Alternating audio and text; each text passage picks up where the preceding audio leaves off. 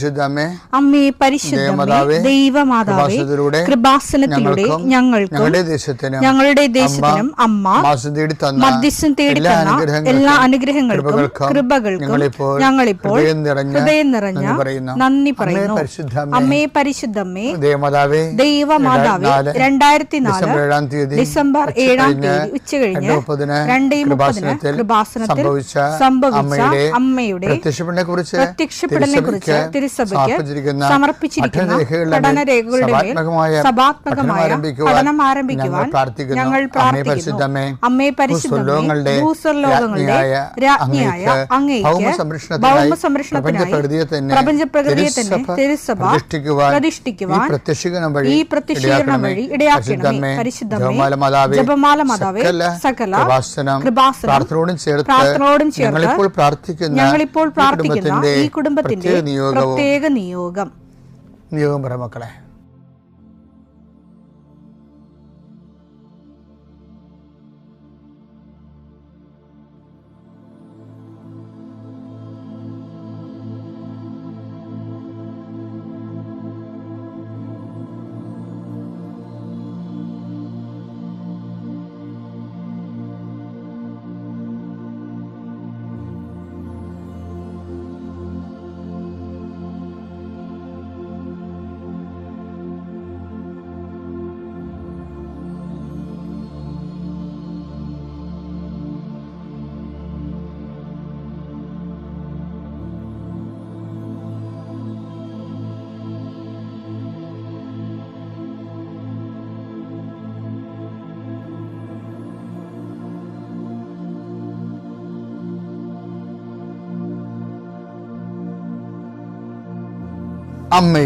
അമ്മയുടെ പ്രത്യക്ഷീകരണത്തിന്റെ ഈ അനുഗ്രഹവേളയിൽ ഞങ്ങൾക്ക് സാധിച്ചു തരുവാൻ കനിയണമേ. ആമേൻ. വിശ്വാസ പ്രമാണം. സർവശക്തനായ പിതാവും ആകാശത്തിന്റെയും ഭൂമിയുടെയും സൃഷ്ടാവുമായ ദൈവത്തിൽ ഞാൻ വിശ്വസിക്കുന്നു. അവിടുത്തെ ഏകപുത്രനും ഞങ്ങളുടെ കർത്താവുമായ ഈശോമിശിഹായിലും ഞാൻ വിശ്വസിക്കുന്നു.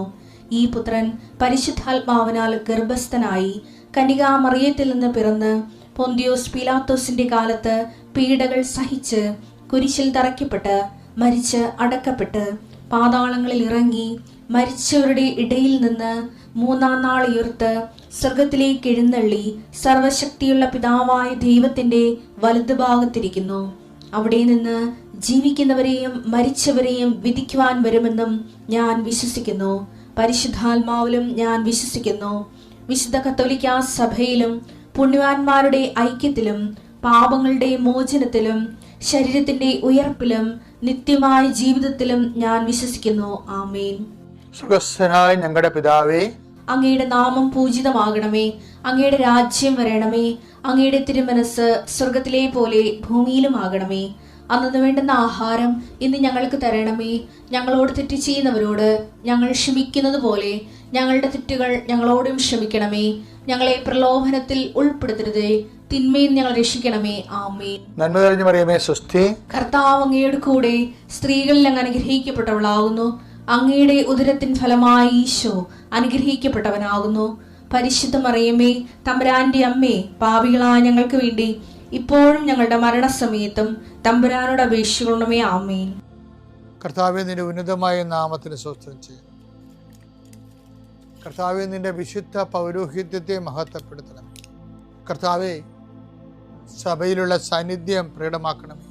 40 വർഷം അർപ്പിച്ച കുർബാനയുടെ യോഗ്യതയായി കൃപാസ്ഥാനത്താരെ ജീവനോടെ പ്രത്യക്ഷപ്പെട്ട പരിശുദ്ധ അമ്മയുടെ പ്രത്യക്ഷീകരണ സ്ഥിരീകരണത്തിനായി ഇന്ന് കൃപാസ്ഥാനത്താരെ നടക്കുന്ന 10,000-കണക്കിന് മനുഷ്യരുടെ പ്രാർത്ഥനയോട് കൂടെ ദൈവവേദലെ ഞാൻ നിന്നെ ഈശോനാമത്തിൽ ആസ്വദിക്കുന്നു. കർത്താവേ, ജോലിയില്ലാത്തവര്, വീടില്ലാത്തവര്, ജീവിതത്തിൽ കലഹങ്ങളും ഭിന്നതകൊണ്ട് പിരിഞ്ഞു താമസിക്കുന്ന ജീവിത പങ്കാളികളെ, കുഞ്ഞുങ്ങളുടെ തെറ്റായ അവസ്ഥകൾ കണ്ട് വിഷമിക്കുന്ന മാതാപിതാക്കന്മാരെ, ശാരീരികമായ രോഗങ്ങളെ അവസരപ്പെടുന്നതും രോഗം ആകുന്നതിന് സമയമെടുക്കുന്നില്ലെന്ന് ഓർത്ത് ഉത്കണ്ഠപ്പെടുന്നവരെയും സമർപ്പിച്ച് പ്രാർത്ഥിക്കുന്നു. ഇന്ന് യാത്ര ചെയ്യുന്നവരെ, ഇന്നത്തെ യാത്രയ്ക്ക് വേണ്ടി വിധവിധമായ ഒരുക്കിയിരിക്കുന്ന ലക്ഷ്യങ്ങൾ, കണ്ടുമുട്ടുന്ന വ്യക്തികൾ, സംസാരിക്കുന്ന സംഭാഷണങ്ങൾ, എഴുതുന്ന രേഖകൾ, ഒപ്പിടുന്ന ഡോക്യുമെൻറ്റുകൾ, പങ്കെടുക്കുന്ന ഇൻ്റർവ്യൂകൾ, സെൻഡ് ചെയ്യുന്ന മെസ്സേജുകൾ എല്ലാം കർത്താവിൻ്റെ കൃപയാൽ നിറയപ്പെടാനും നീ ഇന്ന് തിരികെ എത്തുന്ന സമയത്ത് കർത്താവിൻ്റെ കൃപ നിന്നെ നിറഞ്ഞു നിന്നുകൊണ്ട് സന്തോഷം വന്ന് ഉറങ്ങുവാനും ഇന്നത്തെ ദിവസം മുൻനിർത്തി നീ കണ്ടുമുട്ടുന്ന ഓരോ നിമിഷങ്ങളെയും, നിൻ്റെ ഓരോ സമയങ്ങളെയും, സന്ദർഭങ്ങളെയും എല്ലാം സംരംഭങ്ങളെയും പരിശുദ്ധമ്മ ദൈവമാതാവിൻ്റെ മധ്യസ്ഥത്തിൽ രാത്രിയും തിരിച്ചെത്തുന്നവരെ കർത്താവിൻ്റെ നാമത്തിൽ മാതാവിൻ്റെ മധ്യസ്ഥതയും ഞാൻ നിൻ്റെ ജീവിതത്തെയും നിൻ്റെ കുടുംബത്തെയും ഈശോ നാമത്തെ ആശീർവദിക്കുന്നു. എൻ്റെ പ്രിയപ്പെട്ടവരെ, നമ്മൾ ഈ 4 ദിവസവും വിശ്വാസ വളർച്ചയുടെ വിവിധ ഘടകങ്ങളെയും അതിൻ്റെ വളർച്ചയുടെ പരിണാമ ദിശകളെയും, ആ വിശ്വാസം വളർന്ന് സ്നേഹമാകുന്നതും വിശ്വാസം വളർന്ന് ക്ഷമയാകുന്നതൊക്കെ നമ്മൾ കണ്ടു. അപ്പോൾ നിനക്ക് സ്നേഹവും ക്ഷമയും ഉണ്ടെങ്കിൽ കടുത്ത വിശ്വാസിയാണ് നീ എന്നുള്ള അസസ്മെൻ്റാണ് വരണത്. ഇതിനെ ചുവട് പിടിച്ച് ഇനി 10 ദിവസം കുറേ കാര്യങ്ങൾ പറയുന്നുണ്ട്. കാര്യം ഇതിൻ്റെ മുഴുവനും വിശ്വാസ വളർച്ചയുടെ മുഴുവനും ടീച്ചിങ് എയ്ഡ്, അതുപോലെ തന്നെ പരീക്ഷണ നിലവെന്ന് പറയാം. പുതിയ പുതിയ വളങ്ങൾ കാണുമ്പോൾ കർഷകർ അത് നേരിട്ട് കൊണ്ടുപോയി പാടശേഖരത്തിൽ എല്ലാத்தைയും വിതറത്തില്ല. ആദ്യം ഒരു മാതൃക തോട്ടം ഉണ്ടാക്കിയിട്ട് അവിടെ ഇതൊക്കെ പരീക്ഷിച്ച് നോക്കും. കർത്താവ് സുവിശേഷത്തിൽ കർത്താവ് കൊണ്ടുവന്ന പുതിയ ഐറ്റംസ് എല്ലാം, വിശ്വാസത്തിൻ്റെ പുതിയ ഐറ്റംസ് എല്ലാം കർത്താവ് ഒരു മാതൃക തോട്ടം ഉണ്ടാക്കി കർത്താവ് പരീക്ഷിച്ചിട്ടാണ് പുറത്തേക്ക് വിതരണം ചെയ്യേണ്ടത്. അതിൻ്റെ ആ മാതൃക തോട്ടത്തിൻ്റെ പേരാണ് പത്രോസ്. കർത്താവിൻ്റെ പരീക്ഷയുടെ തോട്ടമാണ്. ഇവൻ തോറ്റ കർത്താവ് തോക്കും. അത് കാരണം പത്രോസിനോട് ശാസിച്ചും സ്നേഹിച്ചും അതിമനോഹരമായിട്ട് കൊണ്ടുനടക്കണം കാണാം. വല്ലാത്തൊരു ബന്ധമാണ് അവർ തമ്മിൽ. ഇപ്പം വിശ്വാസത്തിൻ്റെ കാര്യത്തിൽ പത്രോസ് ഒത്തിരി കാര്യങ്ങൾ കർത്താവിൽ നിന്ന് പഠിച്ചു. കർത്താവിൻ്റെ ആ ലൈൻ പത്രോസ് ഫോളോ ചെയ്യുന്നുണ്ടായിരുന്നു. ശരിക്കും കർത്താവിനെ ടൈറ്റായിട്ട് ഫോളോ ചെയ്യുന്ന ഒരാളാണ് പത്രോസ്. അപ്പം പല കാര്യങ്ങളും പത്രോസിന് റേഷൻ വിലക്കാണ് കിട്ടുന്നത്. ഭയങ്കര റേഷൻ വില എന്ന് പറയണത്. പത്രോസിനോട് പറയും, ഇതിൻ്റെ വില നീ കൊടുക്കണില്ല, ഇത് പിതാവ് സൗജന്യം ദാനം തന്നിരിക്കുന്നതാണ്, നിനക്ക് മാത്രമേ ഉള്ളൂ കേട്ടോ എന്ന് പറയും. അതാണ് എൻ്റെ പിതാവ് വെളിപ്പെടുത്തുന്നതാണെന്നൊക്കെ പറയുന്നത്. വളരെ ഭയങ്കര അമൂല്യമായ സംഭവങ്ങളെ കാശ് വാങ്ങിക്കാൻ സൗജന്യമായിട്ട് കൊടുക്കും. അത് ഈ പത്രോസ് ആണ് ഈ മാതൃക പൂന്തോട്ടമായിട്ടിരിക്കണല്ലേ കർത്താവിൻ്റെ പരീക്ഷണങ്ങളിലെ എല്ലാത്തിൻ്റെയും. ഒരു 10 ബൈബിൾ എടുക്കാൻ വഴി ഇവർ തമ്മിലുള്ള റിലേഷൻസ് ഒന്ന് അനലൈസ് ചെയ്യണമെങ്കിൽ അത് മനോഹരമാണ്. അപ്പം ഇതിലേക്ക് പത്രോസ് 2 കാര്യം കണ്ടുപിടിച്ചു. എന്താണ് വിശ്വാസം എന്ന് പറഞ്ഞ് പത്രോസാണ് അന്ന് വെട്ടണത്. കർത്താവ് എൻ്റെ സഹോദരനോട് ഞാൻ എത്ര പ്രാവശ്യം ക്ഷമിക്കണമെന്ന് പറഞ്ഞപ്പോൾ കർത്താവ് പറഞ്ഞ് 70 പ്രാവശ്യം. അപ്പം പത്രോസ് പറഞ്ഞു ഞങ്ങളുടെ വിശ്വാസം വർദ്ധിപ്പിക്കണമെന്ന്. അപ്പം അന്ന് മനസ്സിലായി വിശ്വാസത്തിന് ക്ഷമയെന്നുള്ള ഒരു അപരനുണ്ടെന്ന്. വിശ്വാസത്തിന് ക്ഷമയെന്നുള്ള അപരനുണ്ട്. അത് പൗലോസും അത് ഐഡിയക്കാരനാണ്. അതാണ് 1 തെസ്സലോനിയൻസ് നമ്മൾ കാണിച്ചത്. വിശ്വാസത്തിന് സഹോദര സ്നേഹം എന്നുള്ള അപരനെ കണ്ടുപിടിച്ചത് പൗലോസാണ്. അത് അദ്ദേഹം ഒരു ഈ ശിഷ്യത്വത്തിൻ്റെ പണിശാലയിലെ ഏകലവ്യനാണ്. കൂടെ കൊണ്ട് നടന്ന് പഠിപ്പിച്ചില്ലെങ്കിലും ആത്മാവിൽ എപ്പോഴും പൗലോസിനെ ദൈവം സ്വകാര്യമായി പഠിപ്പിക്കുമായിരുന്നു. പക്ഷേ പഠിപ്പിക്കുന്ന സിലബസ് എല്ലാം സെയിമാണെന്നേ ഉള്ളൂ. പക്ഷെ പത്രോസ് ആ പഠനത്തിൽ കുറച്ച് അഡ്വാൻസായി. എന്നിട്ട് ഇവർ രണ്ടുപേരും ഈ വിഷയം അതിമനോഹരമായിട്ട് അവതരിപ്പിക്കും. വിശ്വാസത്തിൻ്റെ നിറഭേദങ്ങളെക്കുറിച്ചും അതിൻ്റെ തന്മാത്രകളുടെ കോമ്പൗണ്ട്, അത് മാറി വരുമ്പോൾ ഉണ്ടാകുന്ന കോമ്പൗണ്ടുകളെക്കുറിച്ചൊക്കെ ഇവർ രണ്ടുപേരും പറഞ്ഞ ഒരു കാര്യമാണ്. അതിലൊരു കാര്യം പറയണത് പത്രോസ് വിശ്വാസത്തിൻ്റെ കോമ്പോണൻസിനെ കുറിച്ചും അത് കോമ്പൗണ്ടായിട്ട് വരുമ്പോൾ ഉണ്ടാകുന്ന വിഷയങ്ങളെക്കുറിച്ച് പത്രോസ് പറയും. അത് നേരത്തെ ഇങ്ങേര് പഠിച്ച ക്ഷമയെന്നുള്ള സംഭവത്തിൽ നിന്ന് പിന്നീട് പത്രോസ് പറയണത് വിശ്വാസം എന്താണെന്ന് പറയുന്നുണ്ട്. വിശ്വാസം വർദ്ധിപ്പിക്കാൻ പറയുന്നുണ്ടല്ലോ. വർദ്ധിച്ചിട്ട് എന്തായിട്ട് മാറും? ഇപ്പം എല്ലാവരും പറയും വിശ്വാസം വർദ്ധിപ്പിക്കണമേ, വിശ്വാസം വർദ്ധിപ്പിക്കണമേ. വിശ്വാസം വർദ്ധിപ്പിച്ചാൽ എന്തായിട്ട് മാറും? എന്ത് നമ്മളിൽ കാണുമ്പോഴാണ് വിശ്വാസം വർദ്ധിച്ചു എന്ന് നമ്മൾ മനസ്സിലാക്കണത്. 2 പത്രോസിന് 1:5 ഇക്കാരണത്താൽ നിങ്ങളുടെ വിശ്വാസത്തെ സുകൃതം കൊണ്ടും വേണ്ട സംഭവം വെറുതെ വേണ്ട. എന്താ നേരത്തെ പറഞ്ഞത്? വിശ്വാസത്തെ സുകൃതം കൊണ്ടും സുകൃതത്തെ ജ്ഞാനം കൊണ്ടും ജ്ഞാനത്തെ ആത്മസംയമനം കൊണ്ടും ആത്മസംയമനത്തെ ക്ഷമ കൊണ്ടും ക്ഷമയെ ഭക്തി കൊണ്ടും ഭക്തിയെ സഹോദര സ്നേഹം കൊണ്ടും സഹോദര സ്നേഹത്തെ ഉപവി കൊണ്ടും സമ്പൂർണമാക്കാൻ നന്നായി ഉത്സാഹിക്കുവിൻ.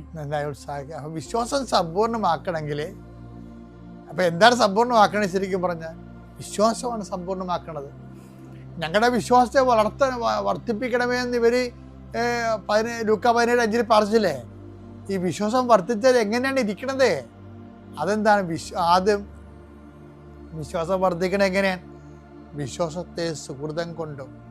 ഈ ഉടമ്പടിയിലൊക്കെ ഇത്രയും രാത്രിയും പകലും കൃപാസനത്തിൽ ആൾക്കാർ വരികയും ഉടമ്പടിയിൽ ആൾക്കാർ ജീവിക്കുകയും ചെയ്യുന്നതിൻ്റെ കാരണം ഈ വിശ്വാസത്തിൻ്റെ ജീവിത കളരിയിൽ സുഹൃതങ്ങൾ ഒത്തിരി മനുഷ്യർ അഭ്യർത്ഥിക്കുന്നുണ്ട്. വീട്ടിലും നാട്ടിലും അപരിചിതമായ മേഖലകളിലും എല്ലാം വിശ്വാസത്തിന് സാക്ഷ്യം വഹിച്ചുകൊണ്ട് കൃപാവര പ്രവൃത്തികൾ ചെയ്തുകൊണ്ട് വിശ്വാസത്തെ ഇവർ വളർത്തിയെടുക്കുകയാണ്. അപ്പോൾ നമ്മൾ നേരത്തെ ദിവസങ്ങളിൽ കണ്ടത് എന്താണ്? വിശ്വാസത്തിൻ്റെ അപരന്മാരെന്തൊക്കെയാണ്? വിശ്വാസത്തിൻ്റെ പരിഷ്കൃത രൂപങ്ങൾ, വിശ്വാസത്തിൻ്റെ റിഫൈൻഡ് ആയിട്ടുള്ള വിശ്വാസത്തിൻ്റെ എന്താ വെച്ചാൽ സംസ്കൃത രൂപങ്ങൾ. വിശ്വാസത്തിൻ്റെ സംസ്കൃത രൂപങ്ങളെന്ന് പറയുമ്പോൾ ഒന്നെന്താണ്? പരസ്പര സ്നേഹം. വിശ്വാസത്തിൻ്റെ സംസ്കൃത രൂപം 2 എന്താണ്? ക്ഷമ. നമ്മളത് ഇന്നലെ കണ്ടായിരുന്നു. ക്ഷമയെന്ന് പറഞ്ഞാൽ എന്താണ്? സഹിക്കുന്ന സ്നേഹത്തിനാണ് ക്ഷമയെന്ന് പറഞ്ഞാൽ. അപ്പോൾ നമുക്ക് നഷ്ടമാണ് ശരിക്കും പറഞ്ഞാൽ. സ്നേഹം തന്നെയാണേ, പക്ഷെ അതിനകത്തൊരു സഹനമുണ്ട്. അതുകൊണ്ട് സഹിക്കുന്ന സ്നേഹമാണ് വിശ്വാസം അല്ലെങ്കിൽ ക്ഷമ. അതും ശരിക്കും പറഞ്ഞാൽ വിശ്വാസം തന്നെയാണ്. ഇപ്പം എന്താ ഒരു കുഴപ്പം വന്നിരിക്കണമെന്ന് വെച്ച് കഴിഞ്ഞാൽ ഈ വിശ്വാസം എന്നുള്ളത് ആശയപരമായ എന്തോ വിഷയമായിട്ടാണ് പലരുടെയും തിരക്കേറിയിരിക്കുന്നത്.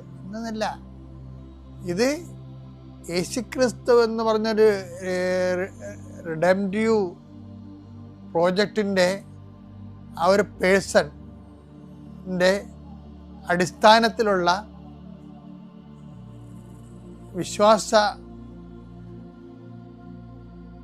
പ്രക്രിയ അല്ലെങ്കിൽ മുന്നേറ്റങ്ങളിൽ വരുന്നതാണ് എന്താണ്? 1 സ്നേഹം, അതും വിശ്വാസം തന്നെ. 2 ക്ഷമ നമ്മൾ കണ്ടു. ഇപ്പം എന്താ പറയണത്? വിശ്വാസത്തെ സുഹൃതം കൊണ്ടും. സുഹൃതം എന്ന് പറഞ്ഞു കഴിഞ്ഞാൽ സൽപ്രവൃത്തികൾ അല്ലെങ്കിൽ കൃപാവര പ്രവൃത്തികൾ. പിന്നെന്താ? വിശ്വാസത്തെ സുഹൃതം കൊണ്ടും സുഹൃതത്തെ ജ്ഞാനം കൊണ്ടും. ഇപ്പം സുഹൃതം ഇങ്ങനെ കൂട്ടി വരുമ്പോൾ എന്തുമാത്രം സുഹൃതങ്ങളാണ് ആൾക്കാർ ചെയ്ത് കൊടുക്കുക. ഇപ്പം പണ്ട് നന്മ മലകളെന്നൊക്കെ പറഞ്ഞ് എന്തുമാത്രം മരങ്ങളിവിടെ വാടിക്കൊഴിഞ്ഞ് വീണ മണ്ണാണിത്. ഇപ്പം നന്മ മരങ്ങളൊന്നും കുറിച്ച് കേൾക്കണില്ലല്ലോ. ആ സുഹൃതങ്ങളുടെ ഒരു പ്രശ്നം എന്ന് വെച്ച് കഴിഞ്ഞാൽ സുഹൃതത്തെ എന്താണ്? ജ്ഞാനം കൊണ്ടും. അല്ല, കേവലം ഒരു മനുഷ്യന് ഒരു സുഹൃതം ചെയ്യുന്നതിന് അടിസ്ഥാനങ്ങളുണ്ടാകണം. സുവിശേഷ സുഹൃതത്തിൻ്റെ അടിസ്ഥാനം എന്താണ്? ക്രിസ്തുവാണ്. അപ്പം ക്രിസ്തു കേന്ദ്രീകൃതമായ പ്രവർത്തനങ്ങളാണ് ജ്ഞാനത്തിൽ വരുന്നത്. ജ്ഞാനം എന്ന് പറയുന്നത് അനുഭവം, അറിവും ആ എന്തിനു വേണ്ടിയാണ് ഇപ്പം സുഹൃതം ചെയ്യുന്നത്, സുഹൃതം ഒരാൾ ചെയ്യണത് എന്തിനു വേണ്ടിയാണ്? ക്രിസ്തുവിൻ്റെ നാമത്തെ മഹത്വപ്പെടുത്താൻ. അതാണ് എൻ്റെ ജ്ഞാനം എന്ന് പറയുന്നത്. ക്രിസ്തുവിൻ്റെ നാമത്തെ മഹത്വപ്പെടുത്താൻ അല്ലെങ്കിൽ ഇപ്പം ചില ആൾക്കാരെ വോട്ട് ചെയ്യാൻ വേണ്ടി സൈക്കിൾ കാറ് പിടിച്ചാൽ കൊണ്ടുപോകത്തില്ലേ?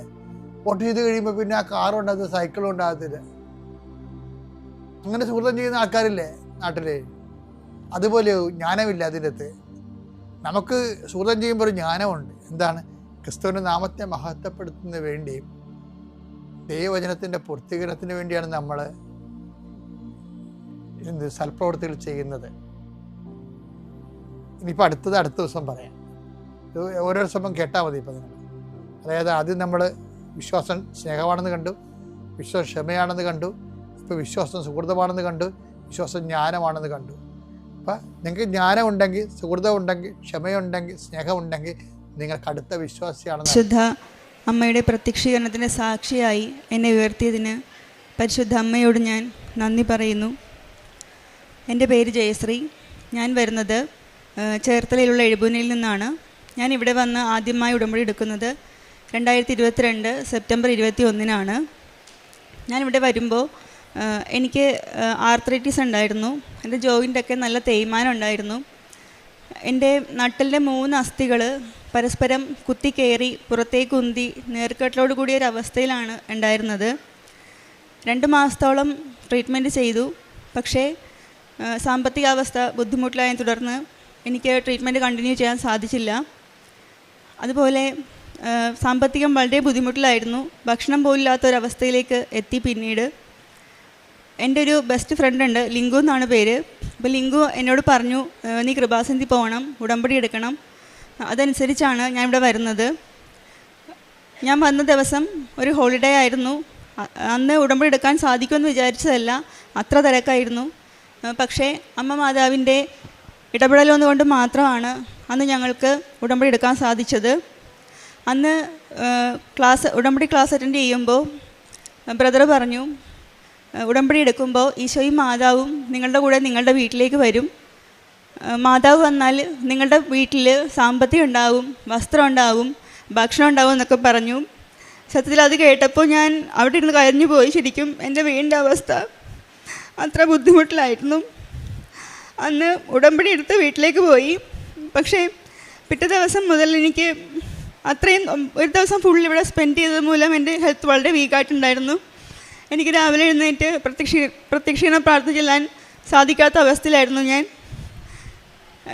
എനിക്ക് രാവിലെ 5:30 എഴുന്നേൽക്കാനും സാധിക്കുമായിരുന്നില്ല. ഞാൻ എപ്പോഴാണോ എഴുന്നേൽക്കുന്നത് ആ സമയത്ത് ഞാൻ അമ്മയോട് പറയും, അമ്മ എന്നോട് ക്ഷമിക്കണം, എനിക്ക് ഇത്രയും വയ്യാതിരുന്ന കൊണ്ടാണ് എഴുന്നേൽക്കാൻ സാധിക്കാത്തത്, അതുകൊണ്ട് എന്നോട് ക്ഷമിക്കണം എന്ന് മാപ്പ് പറഞ്ഞിട്ട് ഞാൻ എപ്പോഴാണോ എഴുന്നേൽക്കുന്നത് ആ സമയത്ത് ഞാൻ പ്രത്യക്ഷീണ പ്രാർത്ഥന ചൊല്ലും. അതിനുശേഷം എൻ്റെ ഹെൽത്ത് വീണ്ടും വീക്കായി. അങ്ങനെ ഒരു ദിവസം ഞാൻ വീട്ടിലിരിക്കുമ്പോൾ ഞാൻ ക്ലാസ്സിൽ ബ്രദർ പറഞ്ഞ കാര്യം ഓർത്തു. അപ്പം ഞാൻ വിചാരിച്ചു അമ്മ എൻ്റെ അടുത്ത് വരുമെന്ന് വിചാരിച്ചു. പിന്നെ ഞാൻ വിചാരിച്ചു എനിക്കതിനുള്ള ഒരു യോഗ്യതയില്ല, എന്നാലും അമ്മ വരുമോ എന്നിങ്ങനെ ആകെ വിഷമിച്ചിരുന്നു. പെട്ടെന്ന് എനിക്കൊരു സുഗന്ധം ഫീൽ ചെയ്തു. ആദ്യം എനിക്ക് മനസ്സിലായില്ല എന്താണ് ഇതൊന്നും എനിക്കറിയില്ലായിരുന്നു. പിന്നെ അതിന് ശേഷം ഞാൻ എഴുന്നേൽക്കുമ്പോഴത്തേക്കും എൻ്റെ അടുത്ത് ആരോ വന്നിങ്ങനെ പറയുന്ന പോലെ തോന്നും, നീ പതിയെ നടക്കണം, സാവധാനം നടക്കണം, പേടിക്കണ്ട എന്നൊക്കെ പറഞ്ഞു തരും. ആ സമയത്ത് ഞാൻ അതെല്ലാം അനുസരിക്കും. അതിനുശേഷം എൻ്റെ ഫ്രണ്ട് പറഞ്ഞു തന്നതനുസരിച്ചിട്ട് ഞാൻ എൻ്റെ ഉടമ്പടി തൈലം എല്ലാം ദേഹത്തൊക്കെ വേദനയുള്ള ഭാഗത്തൊക്കെ പുരട്ടി പ്രാർത്ഥിക്കുമായിരുന്നു. അങ്ങനെ സ്ഥിരമായിട്ട് ചെയ്ത് എൻ്റെ വേദനയെല്ലാം എനിക്ക് കുറച്ച് റിലാക്സായി. അതിനുശേഷം എൻ്റെ വേദന കുറച്ച് കുറഞ്ഞതിന് ശേഷം ഞാൻ എഴുന്നേറ്റ് ഇരിക്കാനൊക്കെ ശ്രമിക്കാൻ തുടങ്ങി. അപ്പോൾ എനിക്ക് മനസ്സിലായി എൻ്റെ ആരോഗ്യം വളരെ പ്രശ്നത്തിലാണ്. അസുഖത്തിൻ്റെ മാത്രമല്ല, ഭക്ഷണത്തിൻ്റെ ബുദ്ധിമുട്ടും ഉള്ളത് കൊണ്ട് എനിക്ക് അത്ര വീക്കായിരുന്നു എൻ്റെ ഹെൽത്ത്. അന്ന് ഞാൻ ഭക്ഷണം കഴിക്കാനിരിക്കുമ്പോഴത്തേക്കും ഉടമ്പടി ഉപ്പെടുത്ത് മാതാവിനോട് പ്രാർത്ഥിച്ചു, അമ്മ എനിക്ക് നല്ല നല്ല ഭക്ഷണം വാങ്ങിച്ച് കഴിച്ച് എനിക്ക് ആരോഗ്യം വരുത്താനുള്ള സാമ്പത്തിക അവസ്ഥയൊന്നുമില്ല, അതുകൊണ്ട് അമ്മയുടെ ഉപ്പിൻ്റെ യോഗ്യത കൊണ്ട് എനിക്ക് ആരോഗ്യം തരണമെന്ന് ഞാൻ പ്രാർത്ഥിച്ചു. അതിനുശേഷം പിറ്റേ ദിവസം മുതൽ എനിക്ക് കസേരയിൽ എഴുന്നേറ്റിരിക്കാനൊക്കെ സാധിച്ചു. പിന്നീടുള്ള ഉടമ്പടി ധ്യാനത്തിൽ ജോസഫ് അച്ഛൻ എൻ്റെ നട്ടലിൻ്റെ കാര്യം പറഞ്ഞു. നട്ടലിൻ്റെ 3 അസ്ഥികൾ പരസ്പരം കുത്തിക്കയറി പുറത്തേക്ക് ഉന്തി നീർക്കെട്ടിലോട് കൂടിയ അവസ്ഥയുള്ള ഒരു രോഗിയെ ഈശോ തൊട്ട് സുഖപ്പെടുത്തുന്നു എന്ന് പറഞ്ഞു. ആ സമയത്ത് ഞാനും എൻ്റെ നട്ടലിൽ പിടിച്ച് പ്രാർത്ഥിച്ചു. അതിനുശേഷം എൻ്റെ നട്ടലിലെ വേദന നന്നായിട്ട് കുറഞ്ഞു. അതിനുശേഷം ഞാൻ പതിയെ നടക്കാനൊക്കെ തുടങ്ങി. അതിനുശേഷം ഞാൻ പുറത്തേക്ക് ഇറങ്ങുമ്പോൾ എന്നെ ചുറ്റി ഒരു സുഗന്ധം അനുഭവപ്പെടും. അങ്ങനെ ഞാൻ സ്ഥിരമായിട്ട് പുറത്തേക്ക് നടക്കാറിറങ്ങും. അപ്പോഴൊക്കെ എനിക്ക് ആ ഒരു സുഗന്ധാഭിഷേകം ഉണ്ടാകും.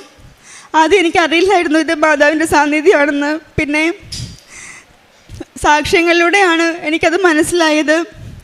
അതിനുശേഷം ഞാൻ എനിക്കറിയാവുന്നവരുടെ അടുത്തും ഫ്രണ്ട്സിൻ്റെ അടുത്തൊക്കെ വിളിച്ച് പറയും ഫോണിൽ. ആ സമയത്ത് ഞാൻ ഫോൺ വിളിച്ച് പറയുന്ന സമയത്തൊക്കെ എനിക്ക് ആ ഒരു സുഗന്ധാഭിഷേകം ഫീൽ ചെയ്യും. പിന്നീടുള്ള ദിവസങ്ങളിൽ എനിക്ക് ഓരോ കാര്യങ്ങളും ഇങ്ങനെ പറഞ്ഞു തരും. അതിനനുസരിച്ച് ഞാൻ ഓരോ കാര്യങ്ങളും ചെയ്യും. അതിനുശേഷം ആണ് ഞാൻ ഓർത്തത് കൃപാസന പത്രം ഞാൻ വിതരണം ചെയ്തിട്ടുണ്ടായിരുന്നില്ല. അങ്ങനെ ആദ്യമായിട്ട് ഞാൻ കൃപാസന പത്രം കൊടുക്കാൻ വേണ്ടിയിട്ട് നടന്നു തുടങ്ങി. ഒരു 1.5 വർഷങ്ങൾക്ക് ശേഷമാണ് ഞാൻ അത്രയും ദൂരം നടക്കുന്നത്. ഞാൻ വിചാരിച്ചു എനിക്ക് പിറ്റേ ദിവസമാകുമ്പോൾ എനിക്ക് എഴുന്നേൽക്കാൻ സാധിക്കില്ല, കാലിനൊക്കെ പ്രശ്നമാകുമെന്ന് വിചാരിച്ചു. പക്ഷേ എനിക്ക് പിറ്റേ ദിവസം ആയപ്പോഴത്തേക്കും എനിക്ക് ഒരു കുഴപ്പവും ഉണ്ടായിരുന്നില്ല. അങ്ങനെ അമ്മയുടെ കൃപ കൊണ്ട് എനിക്ക് നടക്കാൻ സാധിച്ചു. പിന്നെ അതിന് ശേഷമായിരുന്നു ഒക്ടോബറിലുള്ള ജബ്മാൽ റാലി. ജബ്മാൽ റാലിയിൽ പങ്കെടുക്കാൻ എനിക്ക് ഭയങ്കര ആഗ്രഹമായിരുന്നു. അങ്ങനെ ഞാൻ എൻ്റെ ഫ്രണ്ടിനോട് ചോദിച്ചിട്ട് ഞാൻ ജബ്മാൽ ചൊല്ലാൻ വേണ്ടിയിട്ട് പഠിച്ചു തുടങ്ങി. ജബ്മാൽ റാലിക്ക് വേണ്ടി ഒരുങ്ങി തുടങ്ങി. അന്ന് ഞാൻ വീട്ടിൽ നിന്ന് ഇറങ്ങുമ്പോൾ ഞാൻ അമ്മയോട് പറഞ്ഞു, അമ്മ എനിക്ക് അത്ര നടക്കാനുള്ള ആരോഗ്യമൊന്നുമില്ല, പക്ഷേ എനിക്ക് വരണമെന്ന് ഭയങ്കര ആഗ്രഹമാണ്, അതുകൊണ്ട് അമ്മ എന്നെ നടത്തണമെന്ന് പ്രാർത്ഥിച്ചു. എന്നിട്ട് ഞാൻ വീട്ടിൽ നിന്ന് ഇറങ്ങുമ്പോൾ ഉടമ്പടി ഉപ്പെടുത്ത് പ്രാർത്ഥിച്ചു കഴിച്ചു. എന്നിട്ട് ഞാൻ പറഞ്ഞു, അമ്മ എനിക്ക് ആരോഗ്യം തരണമെന്ന് പറഞ്ഞു. എന്നിട്ട് ഞാൻ കൃപാസനത്തിൽ വന്ന് ചെരുപ്പ് ഊരി മാറ്റിയിട്ട് കൃപാസനത്തിൽ മുതൽ അർത്തുങ്കൽ പള്ളി വരെ ഞാൻ നടന്നു. പല സമയത്തും ഞാൻ റാലിയുടെ ഏറ്റവും പുറകിലായി പോകുമായിരുന്നു. എനിക്ക് ഒരടി പോലും മുമ്പോട്ട് വെക്കാൻ വയ്യാത്ത അവസ്ഥ വരും. ഞാൻ വീഴുമോ എന്നുള്ള അവസ്ഥ വരും.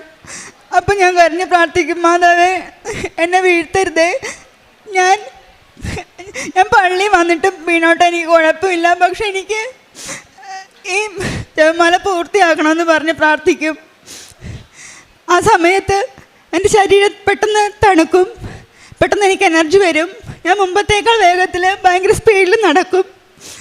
ഇതുപോലെ 2-3 പ്രാവശ്യം ഈ ഒരു അനുഭവത്തിലൂടെയാണ് ഞാൻ നടന്നത്. ഒരിക്കലും എൻ്റെ ആരോഗ്യം കൊണ്ടല്ല, ശരിക്കും എൻ്റെ മാതാവാണ് അന്ന് എന്നെ നടത്തിച്ചത്. അതിനുശേഷം ഉടമ്പടി പുതുക്കിയതിന് ശേഷം എനിക്ക് സുഗന്ധാഭിഷേകമൊന്നും അനുഭവിക്കാൻ പറ്റിയില്ല. അപ്പോൾ എനിക്ക് ഭയങ്കര വിഷമമായി. ഞാൻ വിചാരിച്ചു അമ്മ എന്നെ വിട്ടുപോയി എന്ന സങ്കടത്തോടെയാണ് ഞാൻ പിന്നീട് ഓരോ കാര്യങ്ങൾ ചെയ്തത്. അമ്മയുടെ ഭയങ്കര പരിഭവമായിരുന്നു. എന്നിട്ട് പിണങ്ങി എല്ലാം ചെയ്യുന്നുണ്ടെങ്കിലും പിണക്കത്തിലാണ് എല്ലാം ചെയ്തിരുന്നത്. അതിനുശേഷമുള്ള ജോസഫ് അച്ഛൻ്റെ ധ്യാനത്തിൽ ജോസഫ് അച്ഛൻ അമ്മയെക്കുറിച്ച് പറയുന്നതൊക്കെ കേട്ട് മനസ്സിലാക്കിയപ്പോൾ എനിക്ക് മനസ്സിലായത് ഒരു യോഗ്യത ഇല്ലാത്തതാണ് ഞാൻ. അമ്മ എൻ്റെ അടുത്ത് വരാനുള്ള ഒരു യോഗ്യത എനിക്കില്ല. എന്നിട്ടും എന്നെ പൊന്നു പോലെ നോക്കിയത് എൻ്റെ മാതാവാണ്. അപ്പം ഞാൻ അമ്മയോട് കാര്യം പ്രാർത്ഥിച്ചു, അമ്മേ ഇനി അമ്മ എൻ്റെ അടുത്ത് വരണ്ട, കാരണം അമ്മ എൻ്റെ അടുത്ത് വരാനുള്ള ഒരു യോഗ്യത എനിക്കില്ല. അമ്മ എന്നെ കൃപാസനത്തിലിരുന്ന് എന്നെ ഒന്ന് നോക്കിയാൽ മാത്രം മതി എന്ന് പറഞ്ഞ് ഞാൻ പ്രാർത്ഥിച്ചു. അതിനുശേഷം ഞാൻ ഉടമ്പടി കാര്യങ്ങൾ വീണ്ടും വളരെ ദൈവസ്നേഹത്തോടെ കൃത്യമായിട്ട് പാലിക്കാൻ തുടങ്ങി. പിന്നീട് ഉടമ്പടി പുതുക്കിയിട്ട് എൻ്റെ അസുഖം പൂർണ്ണമായിട്ടും ഭേദമായിട്ടുണ്ടായിരുന്നില്ല. അപ്പോൾ ഞാൻ ചിന്തിച്ചു, എന്താണ് എൻ്റെ അസുഖം പൂർണ്ണമായിട്ടും മാറാത്തത്? ദൈവം വിചാരിച്ചിട്ടുണ്ടെങ്കിൽ ഒരു നിമിഷം പോലും വേണ്ട എൻ്റെ അസുഖം പൂർണ്ണമായിട്ട് സുഖപ്പെടുത്താൻ. പിന്നെ എന്താ മാറാത്തതെന്ന് വിചാരിച്ചപ്പോൾ എനിക്ക് മനസ്സിലായി, കാരണം എന്നെ നട്ടെല്ലാം നിവർത്തി നിൽക്കാനായിട്ട് ദൈവം എന്നെ അതുവരെ ആക്കി, ഇനി ബാക്കി നീ പ്രവർത്തിച്ച് നേടണം എന്നാണ് പറഞ്ഞതെന്ന് എനിക്ക് മനസ്സിലായി. അത്രയും നാൾ ഞാൻ കാരുണ്യ പ്രവർത്തികളൊന്നും തന്നെ ചെയ്യുന്നുണ്ടായിരുന്നില്ല. അങ്ങനെ ഞാൻ കാരുണ്യ പ്രവർത്തികളൊക്കെ ചെയ്യാൻ തുടങ്ങി. കാരുണ്യ പ്രവർത്തികൾ ചെയ്യാൻ തുടങ്ങിയതോടുകൂടി എനിക്ക് സാമ്പത്തികമായിട്ടുള്ള ഓരോ വഴികൾ മാതാവ് കാണിച്ചു തന്നു. പക്ഷെ അപ്പോൾ ഞാൻ മാതാവിനോട് പറഞ്ഞു, അമ്മ എനിക്ക് ഇനി മെഡിസിനൊന്നും ഞാൻ കഴിക്കണില്ല, കാരണം ഞാൻ ഈ ഉടമ്പടിയിൽ നിന്ന് പ്രവർത്തിച്ച് എത്ര വൈകിയാലും എനിക്ക് കുഴപ്പമില്ല, അങ്ങനെ മാത്രം എൻ്റെ അസുഖം പൂർണ്ണമായിട്ട് സുഖപ്പെടുത്തുന്നാൽ മതിയെന്ന് പറഞ്ഞു. അങ്ങനെ ഞാൻ കാരുണ്യപ്രവൃത്തികൾ ചെയ്യാൻ തുടങ്ങി. ഓരോ കാരുണ്യപ്രവൃത്തികൾ ചെയ്യുന്നതിനനുസരിച്ച് എൻ്റെ വേദനകളൊക്കെ അസുഖങ്ങളൊക്കെ പൂർണ്ണമായിട്ട് സുഖപ്പെട്ടു. പക്ഷേ ഞാൻ ഓൾഡ് ഏജ് ഹോമിലൊക്കെ പോകുമായിരുന്നു അമ്മമാരെ കാണാൻ വേണ്ടിയിട്ട്. അവിടെ അമ്മമാർക്ക് വേണ്ടിയിട്ടുള്ള എല്ലാ ഹെൽപ്പുകളും ചെയ്യും. പിന്നെ ഭക്ഷണമില്ലാത്തവർക്ക് ഭക്ഷണം കൊടുക്കും, ഡ്രസ്സില്ലാത്തവർക്ക് ഡ്രസ്സ് കൊടുക്കും. അതുപോലെ ഓരോ കാരുണ്യപ്രവൃത്തികളും ചെയ്യുന്നതിനനുസരിച്ച് എൻ്റെ അസുഖം പൂർണ്ണമായിട്ട് സുഖപ്പെട്ടു. പക്ഷേ എൻ്റെ വലത് കൈയുടെ മുട്ടുകൈ ഭയങ്കര തേയ്മാനമായിരുന്നു. എൻ്റെ വലത് മുട്ടുകൈയുടെ വേദന മാത്രം എനിക്ക് മാറ്റി തന്നില്ല. അപ്പം ഞാൻ വളരെ വിഷമിച്ചു. അന്ന് ഞാൻ ദൈവത്തോട് ഈശോയോട് ചോദിച്ചു, ഈശോ എൻ്റെ വലത് മുട്ടുകൈയുടെ വേദന മാത്രം നീ എന്താ മാറ്റി തരാത്തതെന്ന് ചോദിച്ചു. അപ്പം എന്നോട് അങ്ങനെ ഓർത്ത് വിഷമിച്ചു. അതിനുശേഷമുള്ള ഉടമ്പടി ധ്യാനത്തിൽ ജോസഫ് അച്ഛൻ രോഗശുശ്രൂഷയിൽ പറഞ്ഞു, വലത് മുട്ടുകൈയുടെ അസ്ഥികൾ തേയ്മാനം സംഭവിച്ച് ദ്രവിച്ച് കുത്തുപാടുകളോടുകൂടി കൂടിയിരിക്കുന്ന രോഗാവസ്ഥയിലുള്ള ഒരു രോഗിയെ ഈശോ തൊട്ട് സുഖപ്പെടുത്തുന്നുവെന്ന് പറഞ്ഞു. ആ സമയത്ത് ഞാൻ ഭയങ്കര സന്തോഷത്തോടെ തുള്ളിച്ചാടിയെന്ന് വേണം പറയാൻ. ഞാൻ ഉടമ്പടി തൈലം വിശ്വാസ പ്രമാണം ചൊല്ലി എൻ്റെ മുട്ടുകൈയിൽ കുരിശ് വരച്ചു. അതിനുശേഷം എൻ്റെ ആ വേദന എനിക്ക് ഈശോ എടുത്ത് മാറ്റി തന്നു.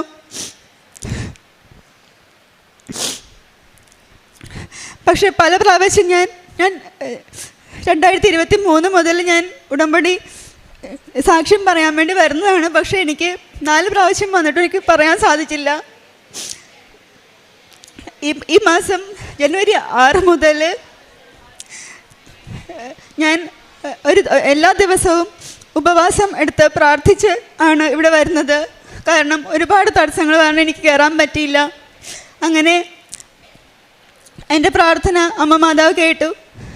അങ്ങനെ എനിക്കിവിടെ സാക്ഷ്യം പറയാനുള്ള അവസരം തന്ന എൻ്റെ പരിശുദ്ധ അമ്മയ്ക്ക് ഞാൻ കോടാനുകോടി നന്ദി പറയുന്നു. സങ്കീർത്തനങ്ങൾ 86, 1, 2 തിരുവചനങ്ങൾ. കർത്താവെ, ചെവി ചായ്ച്ച് എനിക്ക് ഉത്തരം അരുളണമേ. ഞാൻ ദരിദ്രനും നിസ്സഹായനുമാണ്. എൻ്റെ ജീവനെ സംരക്ഷിക്കണമേ. ഞാൻ അങ്ങയുടെ ഭക്തനാണ്. അങ്ങയിൽ ആശ്രയിക്കുന്ന ഈ ദാസനെ രക്ഷിക്കണമേ. അങ്ങാണ് എൻ്റെ ദൈവം. ജയശ്രീ എന്ന ഈ സഹോദരി തൻ്റെ ഉടമ്പടി ജീവിതത്തിൽ എത്ര വ്യക്തിപരമായി അമ്മ മാതാവിനെയും ഈശോയെയും ജീവിതത്തിൽ അനുഭവിച്ചുവെന്നും ഏറ്റവും ദൈന്യത നിറഞ്ഞ രോഗപീഠകളുടെ നാളുകളിൽ അമ്മ മാതാവ് മകളെ ചേർത്ത് പിടിച്ചുകൊണ്ട് ഉടമ്പടി നേർച്ചവസ്തുക്കളുടെ ഉപയോഗത്തിലൂടെ കണ്ണീരോടെ അമ്മയുടെ സന്നിധിയിൽ നിരന്തരം പ്രാർത്ഥിക്കുന്നതിലൂടെ സന്ധിവാതത്തിൻ്റെ എല്ലാ രോഗക്ലേശങ്ങളും പൂർണ്ണമായി സൗഖ്യപ്പെടുത്തി നൽകിയത്, മകൾക്ക് മറ്റ് ശാരീരികമായി ഉണ്ടായിരുന്ന ഓരോ രോഗക്ലേശങ്ങളെയും പൂർണ്ണമായി സൗഖ്യം നൽകി സഹായിച്ചത്, അതോടൊപ്പം അധികമൊന്നും നടക്കുവാൻ പോലും ആവാത്ത മകളെ ഏതാണ്ട് 14 കിലോമീറ്റർ ദൂരമുള്ള അഖണ്ഡ ജപമാല റാലിയിൽ പലപ്പോഴും തളർന്നപ്പോഴും അമ്മ മാതാവ് തന്നെ കൂടുതൽ ഊർജം പകർന്നു കൊടുത്ത് ആ അഖണ്ഡ ജപമാല റാലി പൂർത്തീകരിക്കുവാൻ മകളെ സഹായിച്ചത് ഈ അൾത്താരയിൽ നിറഞ്ഞ മനസ്സോടെ നിറക്കണ്ണുകളോടെ മകൾ സാക്ഷ്യപ്പെടുത്തുകയാണ്. മരുന്ന് വാങ്ങുവാൻ പൈസയില്ലാതെ, ഭക്ഷണം കഴിക്കുവാൻ പൈസയില്ലാതെ, ദാരിദ്ര്യത്തിൻ്റെയും ദൈന്യതയുടെയും വലിയ ക്ലേശാവസ്ഥയിലൂടെ കടന്നു പോകുമ്പോൾ അമ്മ മാതാവും ഈശോയും മകളെ എങ്ങനെ ചേർത്ത് പിടിക്കുകയും സംരക്ഷിച്ച് നയിക്കുകയും നേർച്ചവസ്തുക്കളുടെ പൂർണ്ണ സൗഖ്യം നൽകി സഹായിക്കുകയും കാരുണ്യ പ്രവൃത്തികളും പ്രേക്ഷിത പ്രവർത്തനങ്ങളും ഓരോ തവണ ചെയ്യുമ്പോഴും അത് മകളുടെ വ്യക്തിജീവിതത്തിന് എത്ര കണ്ട് സാമ്പത്തിക സുസ്ഥിതിയും അതോടൊപ്പം ജീവിതം കുറേ കൂടി ആരോഗ്യത്തോടെ മുന്നോട്ട് കൊണ്ടുപോകുവാനുള്ള വഴികളും തുറന്നു കൊടുത്തുവെന്ന് മകൾ ഈ അൾത്താരയിൽ സാക്ഷ്യപ്പെടുത്തുകയാണ്. ഈ സാക്ഷ്യം കേൾക്കുന്ന ഓരോ നിമിഷവും നമ്മുടെ ഹൃദയം വല്ലാതെ ഇങ്ങനെ ഒന്ന് അനങ്ങിക്കൊണ്ടിരിക്കും, കണ്ണു നിറയും. കാരണം അത്രയേറെ കണ്ണീരിൻ്റെ കയത്തിൽ തന്നെ മകൾ ജീവിക്കുമ്പോഴും അമ്മ മാതാവ് ഒരു വ്യക്തി വഴി മകളെ ഇവിടെ എത്തിക്കുകയും മകൾ ഇവിടുന്ന് ഇറങ്ങുന്ന നിമിഷം മുതൽ മാതാവിൻ്റെ സാന്നിധ്യം സുഗന്ധാഭിഷേകത്തിലൂടെ നൽകുകയും മകളുടെ കണ്ണീരുപ്പുള്ള പ്രാർത്ഥനകളെ ജോസഫ് അച്ഛൻ്റെ ഉടമ്പടി ധ്യാനങ്ങളിലൂടെ ഓരോരോ രോഗസൗഖ്യങ്ങളും മകൾക്കുള്ള വെളിപ്പെടുത്തലുകളായി നൽകുകയും അതൊക്കെയും ശരീരത്തിലും ജീവിതത്തിലും അനുഭവിക്കുവാനും അനുഗ്രഹിക്കപ്പെടുവാനും മകളെ സഹായിക്കുകയും ചെയ്തതിൻ്റെ സാക്ഷ്യമാണിത്. കണ്ണീരോടെ ആര് ദൈവസന്നിധിയിൽ ജീവിതത്തെ പൂർണ്ണമായി വിട്ടുകൊടുത്ത് പ്രാർത്ഥിക്കുന്നുവോ, അസാധ്യമെന്ന് കരുതുന്നത് എല്ലാം അവസാനിച്ചുവെന്ന് വിചാരിക്കുന്നിടത്ത് അമ്മ മാതാവും തിരുക്കുമാരനും ജീവിതത്തെ ചേർത്ത് പിടിച്ചുകൊണ്ട് പുതിയ പ്രഭാതം, പുതിയ സന്തോഷം, പുതിയ ആകാശം നമുക്ക് തരുമെന്ന് മകളുടെ ജീവിതാനുഭവത്തിലൂടെ സാക്ഷ്യപ്പെടുത്തുകയാണ്. ഈ മകൾക്ക് നൽകിയ വിശ്വാസ ബോധ്യങ്ങൾക്ക്, രോഗസൗഖ്യങ്ങൾക്ക്, അതോടൊപ്പം ഈ നാളത്രയും മകളുടെ ഉടമ്പടി ജീവിതത്തെ പരിപാലിച്ച് ആരോഗ്യത്തോടെ ജീവിക്കുവാൻ മകളെ സഹായിച്ചതിന് ഓരോ വെളിപ്പെടുത്തലുകൾ നൽകിക്കൊണ്ട് ആ ഉടമ്പടി കുറേ കൂടി തീഷ്ണതരമാക്കുവാൻ മകളെ സഹായിച്ചതിന് അമ്മ മാതാവിനും തിരുക്കുമാരനും നന്ദി പറഞ്ഞുകൊണ്ട് കരങ്ങളടിച്ച് അമ്മ മാതാവ് ഈശോ മിശിഹാ വഴി എനിക്കും എൻ്റെ കുടുംബത്തിനും നേടിത്തന്ന എല്ലാ അനുഗ്രഹങ്ങൾക്കും കൃപകൾക്കും ഞാനിപ്പോൾ ഹൃദയം നിറഞ്ഞ് നന്ദി പറയുകയാണ്. എൻ്റെ പേര് അനില, ഇതെൻ്റെ ഹസ്ബൻഡ് ജോയൽ, ഇത് ഞങ്ങളുടെ മകൾ ഹെദർ. ഞങ്ങൾ കൽപ്പറ്റയിൽ നിന്ന് വരുന്നു. ഞാൻ ആദ്യമായി പറയാൻ പോകുന്ന അനുഭവം എന്ന് പറയുന്നത്, ഞാൻ ഉടമ്പടി ജീവിതത്തിലേക്ക് വരുന്നതിന് മുമ്പേ, കൃപാസനത്തിനെ പറ്റി അറിയുന്നതിന് മുൻപേ മാതാവ് ഞങ്ങളുടെ ജീവിതത്തിൽ പ്രവർത്തിച്ച ഒരു അത്ഭുതമാണ്. 2024 മെയ് 17 എൻ്റെ ഭർത്താവ് വളരെ ക്രിട്ടിക്കലായി കോഴിക്കോട് മിംസ് ആശുപത്രിയിൽ വെൻറ്റിലേറ്ററിൽ കഴിയുകയായിരുന്നു. അന്നേ ദിവസം ഡോക്ടർമാർ പറഞ്ഞതനുസരിച്ച് ഇനി ജീവിതത്തിലേക്ക് തിരിച്ചു വരാൻ കഴിയുമോ എന്നറിയില്ല, വന്നാൽ തന്നെ അത് ഏതവസ്ഥയിലായിരിക്കും വരിക എന്നറിയില്ല. അങ്ങനെ വളരെ വളരെ ക്രിട്ടിക്കലായിട്ടുള്ള അവസ്ഥയിലായിരുന്നു. അന്ന് ഞാൻ വളരെ പകച്ചു നിന്നൊരു നിമിഷങ്ങളായിരുന്നു അത്. എൻ്റെ കുഞ്ഞിനെയും പിടിച്ച് ഞാൻ ആ ICUവിൻ്റെ ഫ്രണ്ടിൽ ബൈസ്റ്റാൻഡേഴ്സ് ഇരിക്കുന്ന ആദ്യത്തെ ബെഞ്ചിൽ തന്നെ ഇരിക്കുകയായിരുന്നു. ഒന്ന് പ്രാർത്ഥിക്കാൻ പോലും എനിക്ക് അറിയിട്ടുണ്ടായിരുന്നില്ല. ആകെ എനിക്ക് ഓർമ്മ വരുന്നത് 91 സങ്കീർത്തനം മാത്രമായിരുന്നു. അത് ഞാൻ മനസ്സിൽ ഉരുവിട്ടുകൊണ്ടേയിരുന്നു. അന്നേ ദിവസം രാത്രി ഒരു 2:45 ഒരു സ്ത്രീ എൻ്റെ അടുത്ത് വന്നു. ചുരിദാറായിരുന്നു വേഷം, കഴുത്തിലൊരു കൊന്ത ധരിച്ചിട്ടുണ്ട്. കൃപാസന മാതാവിൻ്റെ കാശുരൂപം എൻ്റെ നേരെ നീട്ടി. എന്നിട്ട് ചോദിച്ചു, ഇതാരാണെന്ന് അറിയാമോ? കൃപാസനത്തിനെ പറ്റി എനിക്ക് വലിയ ധാരണകളൊന്നുമില്ല, ആകെ മാതാവിനെ അറിയാം, കണ്ടിട്ടുണ്ട്, എൻ്റെ ചേട്ടൻ്റെ ഭാര്യ പറഞ്ഞിട്ടുള്ള ചെറിയൊരു അറിവ് മാത്രമേ ഉള്ളൂ. അപ്പോൾ ഞാൻ അറിയാം എന്നുള്ള രീതിയിൽ തലയാട്ടി. ഒന്നും തിരിച്ചു പറയാൻ കഴിയുന്ന അവസ്ഥയിലായിരുന്നില്ല ഞാൻ. പിന്നെ എന്നോട് പറഞ്ഞു, കൊന്ത ചൊല്ലി പ്രാർത്ഥിച്ചാൽ മതി. ഞാൻ വീണ്ടും തലയാട്ടി. പിന്നെ എന്നോട് പറഞ്ഞു, രോഗിയെ കാണാൻ കയറുമ്പോൾ ഈ കാശുരൂപം ദേഹത്ത് മുട്ടിച്ച് പ്രാർത്ഥിക്കണമെന്ന്. ഞാൻ വീണ്ടും തലയാട്ടി. ഇത്രയും സംസാരിച്ച് കഴിഞ്ഞിട്ട് ആ സ്ത്രീ അവിടെ നിന്ന് പോയി. എൻ്റെ ഹസ്ബൻഡിൻ്റെ അപ്പനും അമ്മയും എൻ്റെ പുറകിൽ വെയിറ്റ് ചെയ്തിരിപ്പുണ്ട്. അപ്പോൾ അവരെന്നോട് സംസാരിക്കുന്നത് ഈ സീനൊക്കെ കാണുന്നുണ്ട്. പക്ഷേ ആ പുള്ളിക്കാരി എവിടെ നിന്ന് വന്നെന്നോ എങ്ങോട്ട് പോയെന്നോ ഞങ്ങൾക്ക് അറിഞ്ഞുകൂടാ, ഞങ്ങളാരും കണ്ടിട്ടില്ല. അതിനുശേഷം അതായത് രാത്രി 2:45 പറയുമ്പോൾ ആ ICUവിൻ്റെ ഫ്രണ്ടിലുള്ള ബൈസ്റ്റാൻഡേഴ്സ് മാത്രം, അവർ ഉറങ്ങുന്ന സമയമാണ്. പുറത്തുനിന്ന് ഒരാളും വരാനുള്ള ഒരു അവസരം അവിടെ ഇല്ല. അത് ദൈവമാതാവ്, എൻ്റെ കൃപാസന മാതാവ് എൻ്റെ അടുത്ത് വന്നതാണെന്ന് ഞാൻ എൻ്റെ കുടുംബവും ഉറച്ചു വിശ്വസിക്കുന്നു. അപ്പോൾ എൻ്റെ അടുത്ത് വന്ന് പറഞ്ഞതനുസരിച്ച് കൊന്ത ചൊല്ലി പ്രാർത്ഥിക്കാൻ പറഞ്ഞു. അപ്പം എനിക്ക് മനസ്സിലായി ഞാൻ കൊന്ത ചൊല്ലണം. അത്ര മാത്രമേ എനിക്ക് അറിയണ്ടായിരുന്നുള്ളൂ. ഞാൻ ആ ICUവിൻ്റെ ഫ്രണ്ടിൽ മുട്ടുകുത്തി നിന്ന് 3 മണി മുതൽ 4 മണി വരെ സമ്പൂർണ്ണ ജപമാല ചൊല്ലി തീർത്തു. അതിനുശേഷം ഞാൻ തിരിച്ചിരുന്നപ്പോൾ എനിക്ക് പൂർണ്ണമായ ഒരു ധൈര്യം കിട്ടി. എനിക്ക് ഉറപ്പായിരുന്നു എൻ്റെ ഹസ്ബൻഡ് ജീവിതത്തിലേക്ക് തിരിച്ചു വരും, അത് പൂർണ്ണ ആരോഗ്യത്തോടെ തിരിച്ചു വരുമെന്ന് ഞാൻ ഉറച്ചു വിശ്വസിച്ചു. അതിനുശേഷം എനിക്കൊരു തരി പോലും ഭയം തോന്നിയില്ല. പിറ്റേ ദിവസം രാവിലെ ആയപ്പോഴും ഡോക്ടർ വന്ന് പറഞ്ഞു, വീണ്ടും ക്രിട്ടിക്കൽ അവസ്ഥയിൽ തന്നെ തുടരുകയാണ്. അങ്ങനെ വളരെ വളരെ കാര്യങ്ങൾ പറഞ്ഞ് ഞങ്ങളെ പേടിപ്പിച്ചു. പക്ഷെ അപ്പോൾ പോലും എനിക്കൊരു ഭയം തോന്നിയില്ല. എൻ്റെ മാതാവിൽ എനിക്ക് പൂർണ്ണമായിട്ടുള്ള വിശ്വാസം എനിക്ക് തന്നു. അന്ന് മാതാവ് ധൈര്യം തന്നു. അന്ന് ഡോക്ടർ വന്ന് പറഞ്ഞ് തിരിച്ചു പോയി കഴിഞ്ഞ് രാവിലെ ഉച്ചയോടെ 12:30 ആയപ്പോൾ ഹസ്ബൻഡിന് ബോധം വന്നു. ആൾക്കാരെ തിരിച്ചറിയാൻ തുടങ്ങി. അത് അവിടെ മിംസിലോട്ട് എത്തുമ്പോൾ ഹസ്ബൻഡിൻ്റെ BP എന്ന് പറയുന്നത് 11 ഉണ്ടായിരുന്നുള്ളൂ. ആളിന് ബോധം ഉണ്ടായിരുന്നില്ല.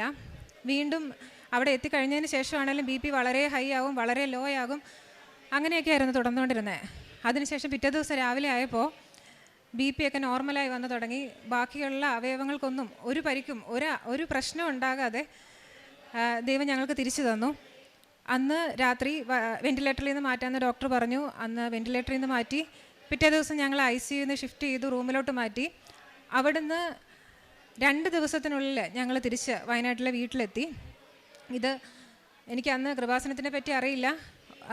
ഞാൻ അന്ന് കൊന്ത ചൊല്ലി പ്രാർത്ഥിച്ചപ്പോൾ ഞാൻ ആകെ പറഞ്ഞത്, മാതാവേ, ഞാൻ എൻ്റെ ഭർത്താവിനെയും കൊണ്ട് ഈ ആൾക്കാരെ വന്ന് ഞാൻ സാക്ഷ്യം പറഞ്ഞേക്കാം, എനിക്ക് തിരിച്ചു തരണേന്നായിരുന്നു. പിന്നെ ഞാൻ വീട്ടിലെത്തി കഴിഞ്ഞതിന് ശേഷമാണ് കൃപാസനത്തിനെ പറ്റി കൂടുതൽ അറിയാൻ ശ്രമിച്ചത്.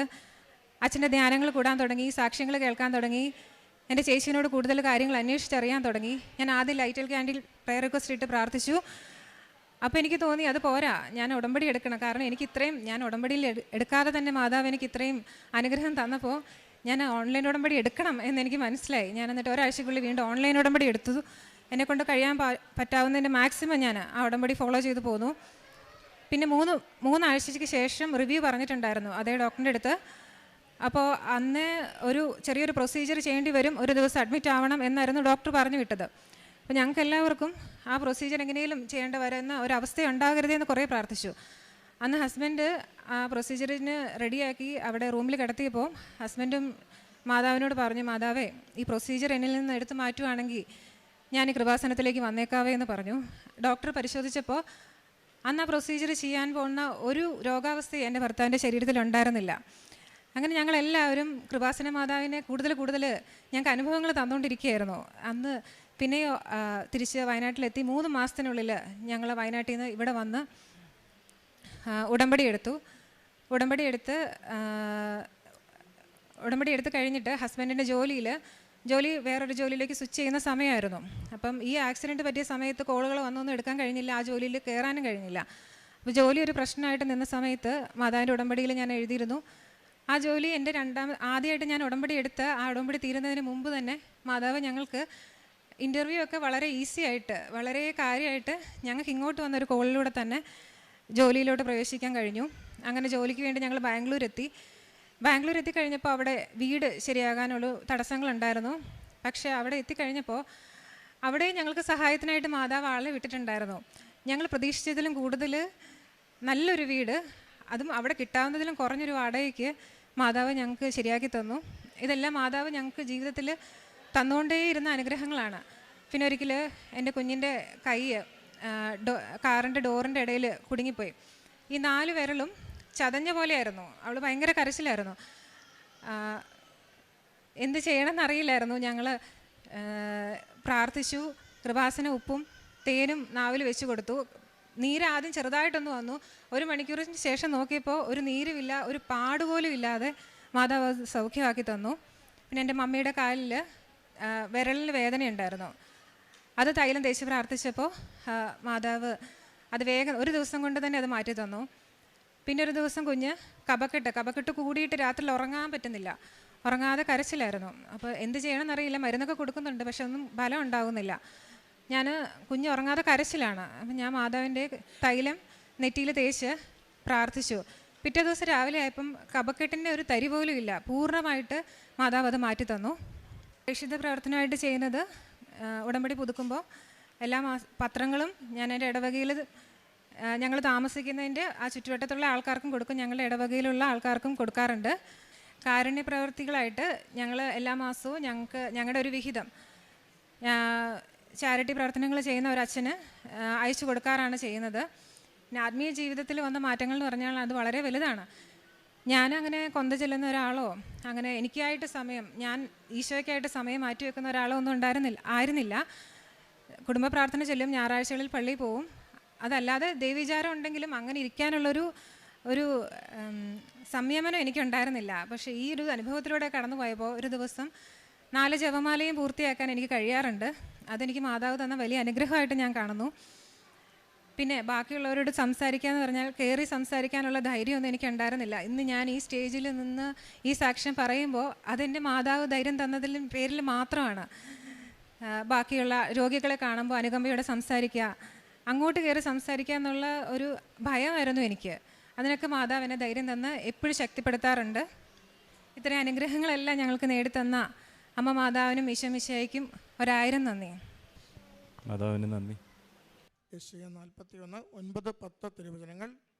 നീ എൻ്റെ ദാസനാണ്, ഞാൻ നിന്നെ തിരഞ്ഞെടുത്തു, ഇനി ഒരിക്കലും ഉപേക്ഷിക്കുകയില്ല എന്ന് പറഞ്ഞുകൊണ്ട് ഭൂമിയുടെ അതിർത്തികളിൽ നിന്ന് ഞാൻ നിന്നെ തിരഞ്ഞെടുത്തു. വിദൂര ദിക്കുകളിൽ നിന്ന് ഞാൻ നിന്നെ വിളിച്ചു. ഭയപ്പെടേണ്ട, ഞാൻ നിന്നോട് കൂടെയുണ്ട്. സംഭ്രമിക്കേണ്ട, ഞാനാണ് നിന്റെ ദൈവം. ഞാൻ നിന്നെ ശക്തിപ്പെടുത്തുകയും സഹായിക്കുകയും ചെയ്യും. എൻ്റെ വിജയകരമായ വലതുകരം കൊണ്ട് ഞാൻ നിന്നെ താങ്ങി നിർത്തും. അനില ജോൺ എന്ന ഈ സഹോദരി ഉടമ്പടി ജീവിതത്തിലേക്ക് എങ്ങനെ കടന്നു വന്നുവെന്നും കൃപാസന മാതാവി കുടുംബത്തെ എങ്ങനെ കണ്ടെത്തിയെന്നും ഈ സാക്ഷ്യത്തിലൂടെ പങ്കുവയ്ക്കുകയാണ്. ജീവിതമേറെ ക്ലേശകരമായി രോഗക്ലേശത്താൽ തകർന്നിരിക്കുന്ന നിമിഷങ്ങളിലും രാത്രിയിലുമാണ് അമ്മ സഞ്ചാരി മാതാവ് മകളെ തേടിയെത്തുന്നതും മകളെ പരിചയപ്പെടുത്തുന്നതും കാശുരൂപം കാട്ടിക്കൊടുത്തുകൊണ്ട് അത് വെച്ച് പ്രാർത്ഥിക്കുവാനും ജപമാല അങ്ങനെ സ്ഥിരമായി ചൊല്ലാത്ത മകളോട് ജപമാല ചൊല്ലിക്കൊണ്ട് ജീവിത പങ്കാളിയുടെ സൗഖ്യത്തിനു വേണ്ടി പ്രാർത്ഥിക്കുവാനുള്ള സന്ദേശം കൈമാറുന്നത്. ആ നിമിഷം വരെയും കൃപാസനത്തെക്കുറിച്ച് അധികം അറിവോ പരിചയമോ എന്താ നടക്കുന്നത്, എങ്ങനെയാ ഉടമ്പടി ഒന്നും അറിയാത്തൊരു മകള് ആ അമ്മ വന്നുപോയ നിമിഷങ്ങൾക്ക് ശേഷം പൂർണ്ണമായും അത് ഉൾക്കൊണ്ടുകൊണ്ട് പിന്നീടുള്ള മണിക്കൂറുകളിൽ ആ മുട്ടിൽ നിന്ന് തന്നെ ജപമാല ചൊല്ലിക്കൊണ്ട് ജീവിത പങ്കാളിക്ക് വേണ്ടി പ്രാർത്ഥിക്കുന്നു. ഡോക്ടർമാർ വന്ന് എന്ത് നെഗറ്റീവ് പറഞ്ഞാലും ഒരല്പം പോലും ചഞ്ചലപ്പെടാതെ തന്നെ സന്ദർശിച്ച മാതാവിൻ്റെ സംരക്ഷണം തൻ്റെ ജീവിത പങ്കാളിക്ക് പൂർണ്ണ ആരോഗ്യവും സൗഖ്യവും പ്രദാനം ചെയ്യുമെന്ന പ്രത്യാശയോടുകൂടി ജീവിതത്തെ ആത്മധൈര്യത്തോടുകൂടി മുന്നോട്ട് നയിച്ചതാണ് നമ്മളോട് സാക്ഷ്യപ്പെടുത്തിയത്. എന്താണോ അമ്മ കൈമാറിയ ആ ഒരു ആശ്വാസത്തിൻ്റെയും സന്ധിപ്പിൻ്റെയും സന്ദേശം, എന്താണോ മകൾക്ക് ലഭിച്ച ഒരു ആത്മധൈര്യത്തിൻ്റെയും പ്രത്യാശയുടെയും ചിന്തകൾ, അത് ആ ജീവിത പങ്കാളിയെ തന്നെ ഓരോ നിമിഷവും കൂടുതൽ വേഗത്തിൽ സമയ ചുരുക്കത്തിൽ സൗഖ്യത്തിലേക്ക് നയിച്ചതിനെയാണ് പിന്നീട് സാക്ഷ്യപ്പെടുത്തിയത്. അതേ ദിവസം തന്നെ വെന്റിലേറ്ററിൽ നിന്ന് മാറ്റുന്നു, അടുത്ത ദിവസം ICUവിൽ നിന്ന് മാറ്റുന്നു, 2 ദിവസം കൊണ്ട് ഡിസ്ചാർജ് ആവുന്നു. അങ്ങനെ അതിവേഗം അമ്മയുടെ സംരക്ഷണയാൽ വളരെ ഗുരുതരമെന്ന് പറഞ്ഞ രോഗാവസ്ഥയെ യാതൊരു ആരോഗ്യ പ്രശ്നവുമില്ലാതെ പൂർണ്ണ ആരോഗ്യത്തോടു കൂടി ജോലി ചെയ്യുവാൻ പറ്റുന്ന പ്രാപ്തിയോടെ ആ മകനെ വീണ്ടെടുത്തതിനെയാണ് ശരിക്കും ഈ സാക്ഷ്യത്തിൽ ആദ്യം സൂചിപ്പിച്ചത്. മകനും അതോടൊപ്പം തന്നെ അമ്മ മാതാവിൻ്റെ അനുഭവം ലഭിച്ചത് സാക്ഷ്യപ്പെടുത്തി. ഒരു പ്രൊസീജിയർ ചെയ്യണമെന്ന് പറഞ്ഞ ഡോക്ടർ നിശ്ചയിച്ച ദിവസം കൃപാസന മാതാവിനോട് തൻ്റെ പങ്കാളിയിൽ നിന്ന് ഭാര്യയിൽ നിന്ന് കേട്ട അനുഭവത്തിൻ്റെ വെളിച്ചത്തിൽ പ്രാർത്ഥിക്കുന്നുണ്ട്, ഇതിൽ നിന്ന് എന്നെ ഒഴിവാക്കിയാൽ ഞാൻ അമ്മയുടെ അരികിൽ വന്ന് സാക്ഷ്യപ്പെടുത്തിക്കൊള്ളാമെന്ന്. ആ ദിവസം അത് പ്രൊസീജിയർ ഒഴിവാക്കുകയും മകൻ പുറത്തു വരുമ്പോഴാണ് രണ്ടുപേരും കൂടി അമ്മയുടെ തിരുനടയിലെത്തി ഉടമ്പടി എടുക്കണമെന്ന് തീരുമാനമെടുക്കുന്നത്. ഉടമ്പടി എടുത്ത് ജീവിക്കുന്ന കുടുംബമാണിത്. അതോടൊപ്പം തന്നെ ബാംഗ്ലൂർ ജോലിക്ക് വേണ്ടി ചെല്ലുമ്പോൾ അവിടെയും നേരത്തെ തന്നെ ദൂതരെ അയച്ച് കാര്യങ്ങൾ ക്രമീകരിച്ച് ആദ്യമായി എത്തുന്നൊരു കുടുംബത്തിന് യാതൊരു അല്ലലുമില്ലാതെ ആ വീട് പോലും വളരെ കുറഞ്ഞ നിരക്കിൽ കണ്ടെത്തുവാനുള്ള സാഹചര്യം ഒരുക്കി കൊടുത്ത് കുടുംബത്തെ സംരക്ഷിച്ചതിനെ സഹോദരിയെ സാക്ഷ്യപ്പെടുത്തുകയാണ്.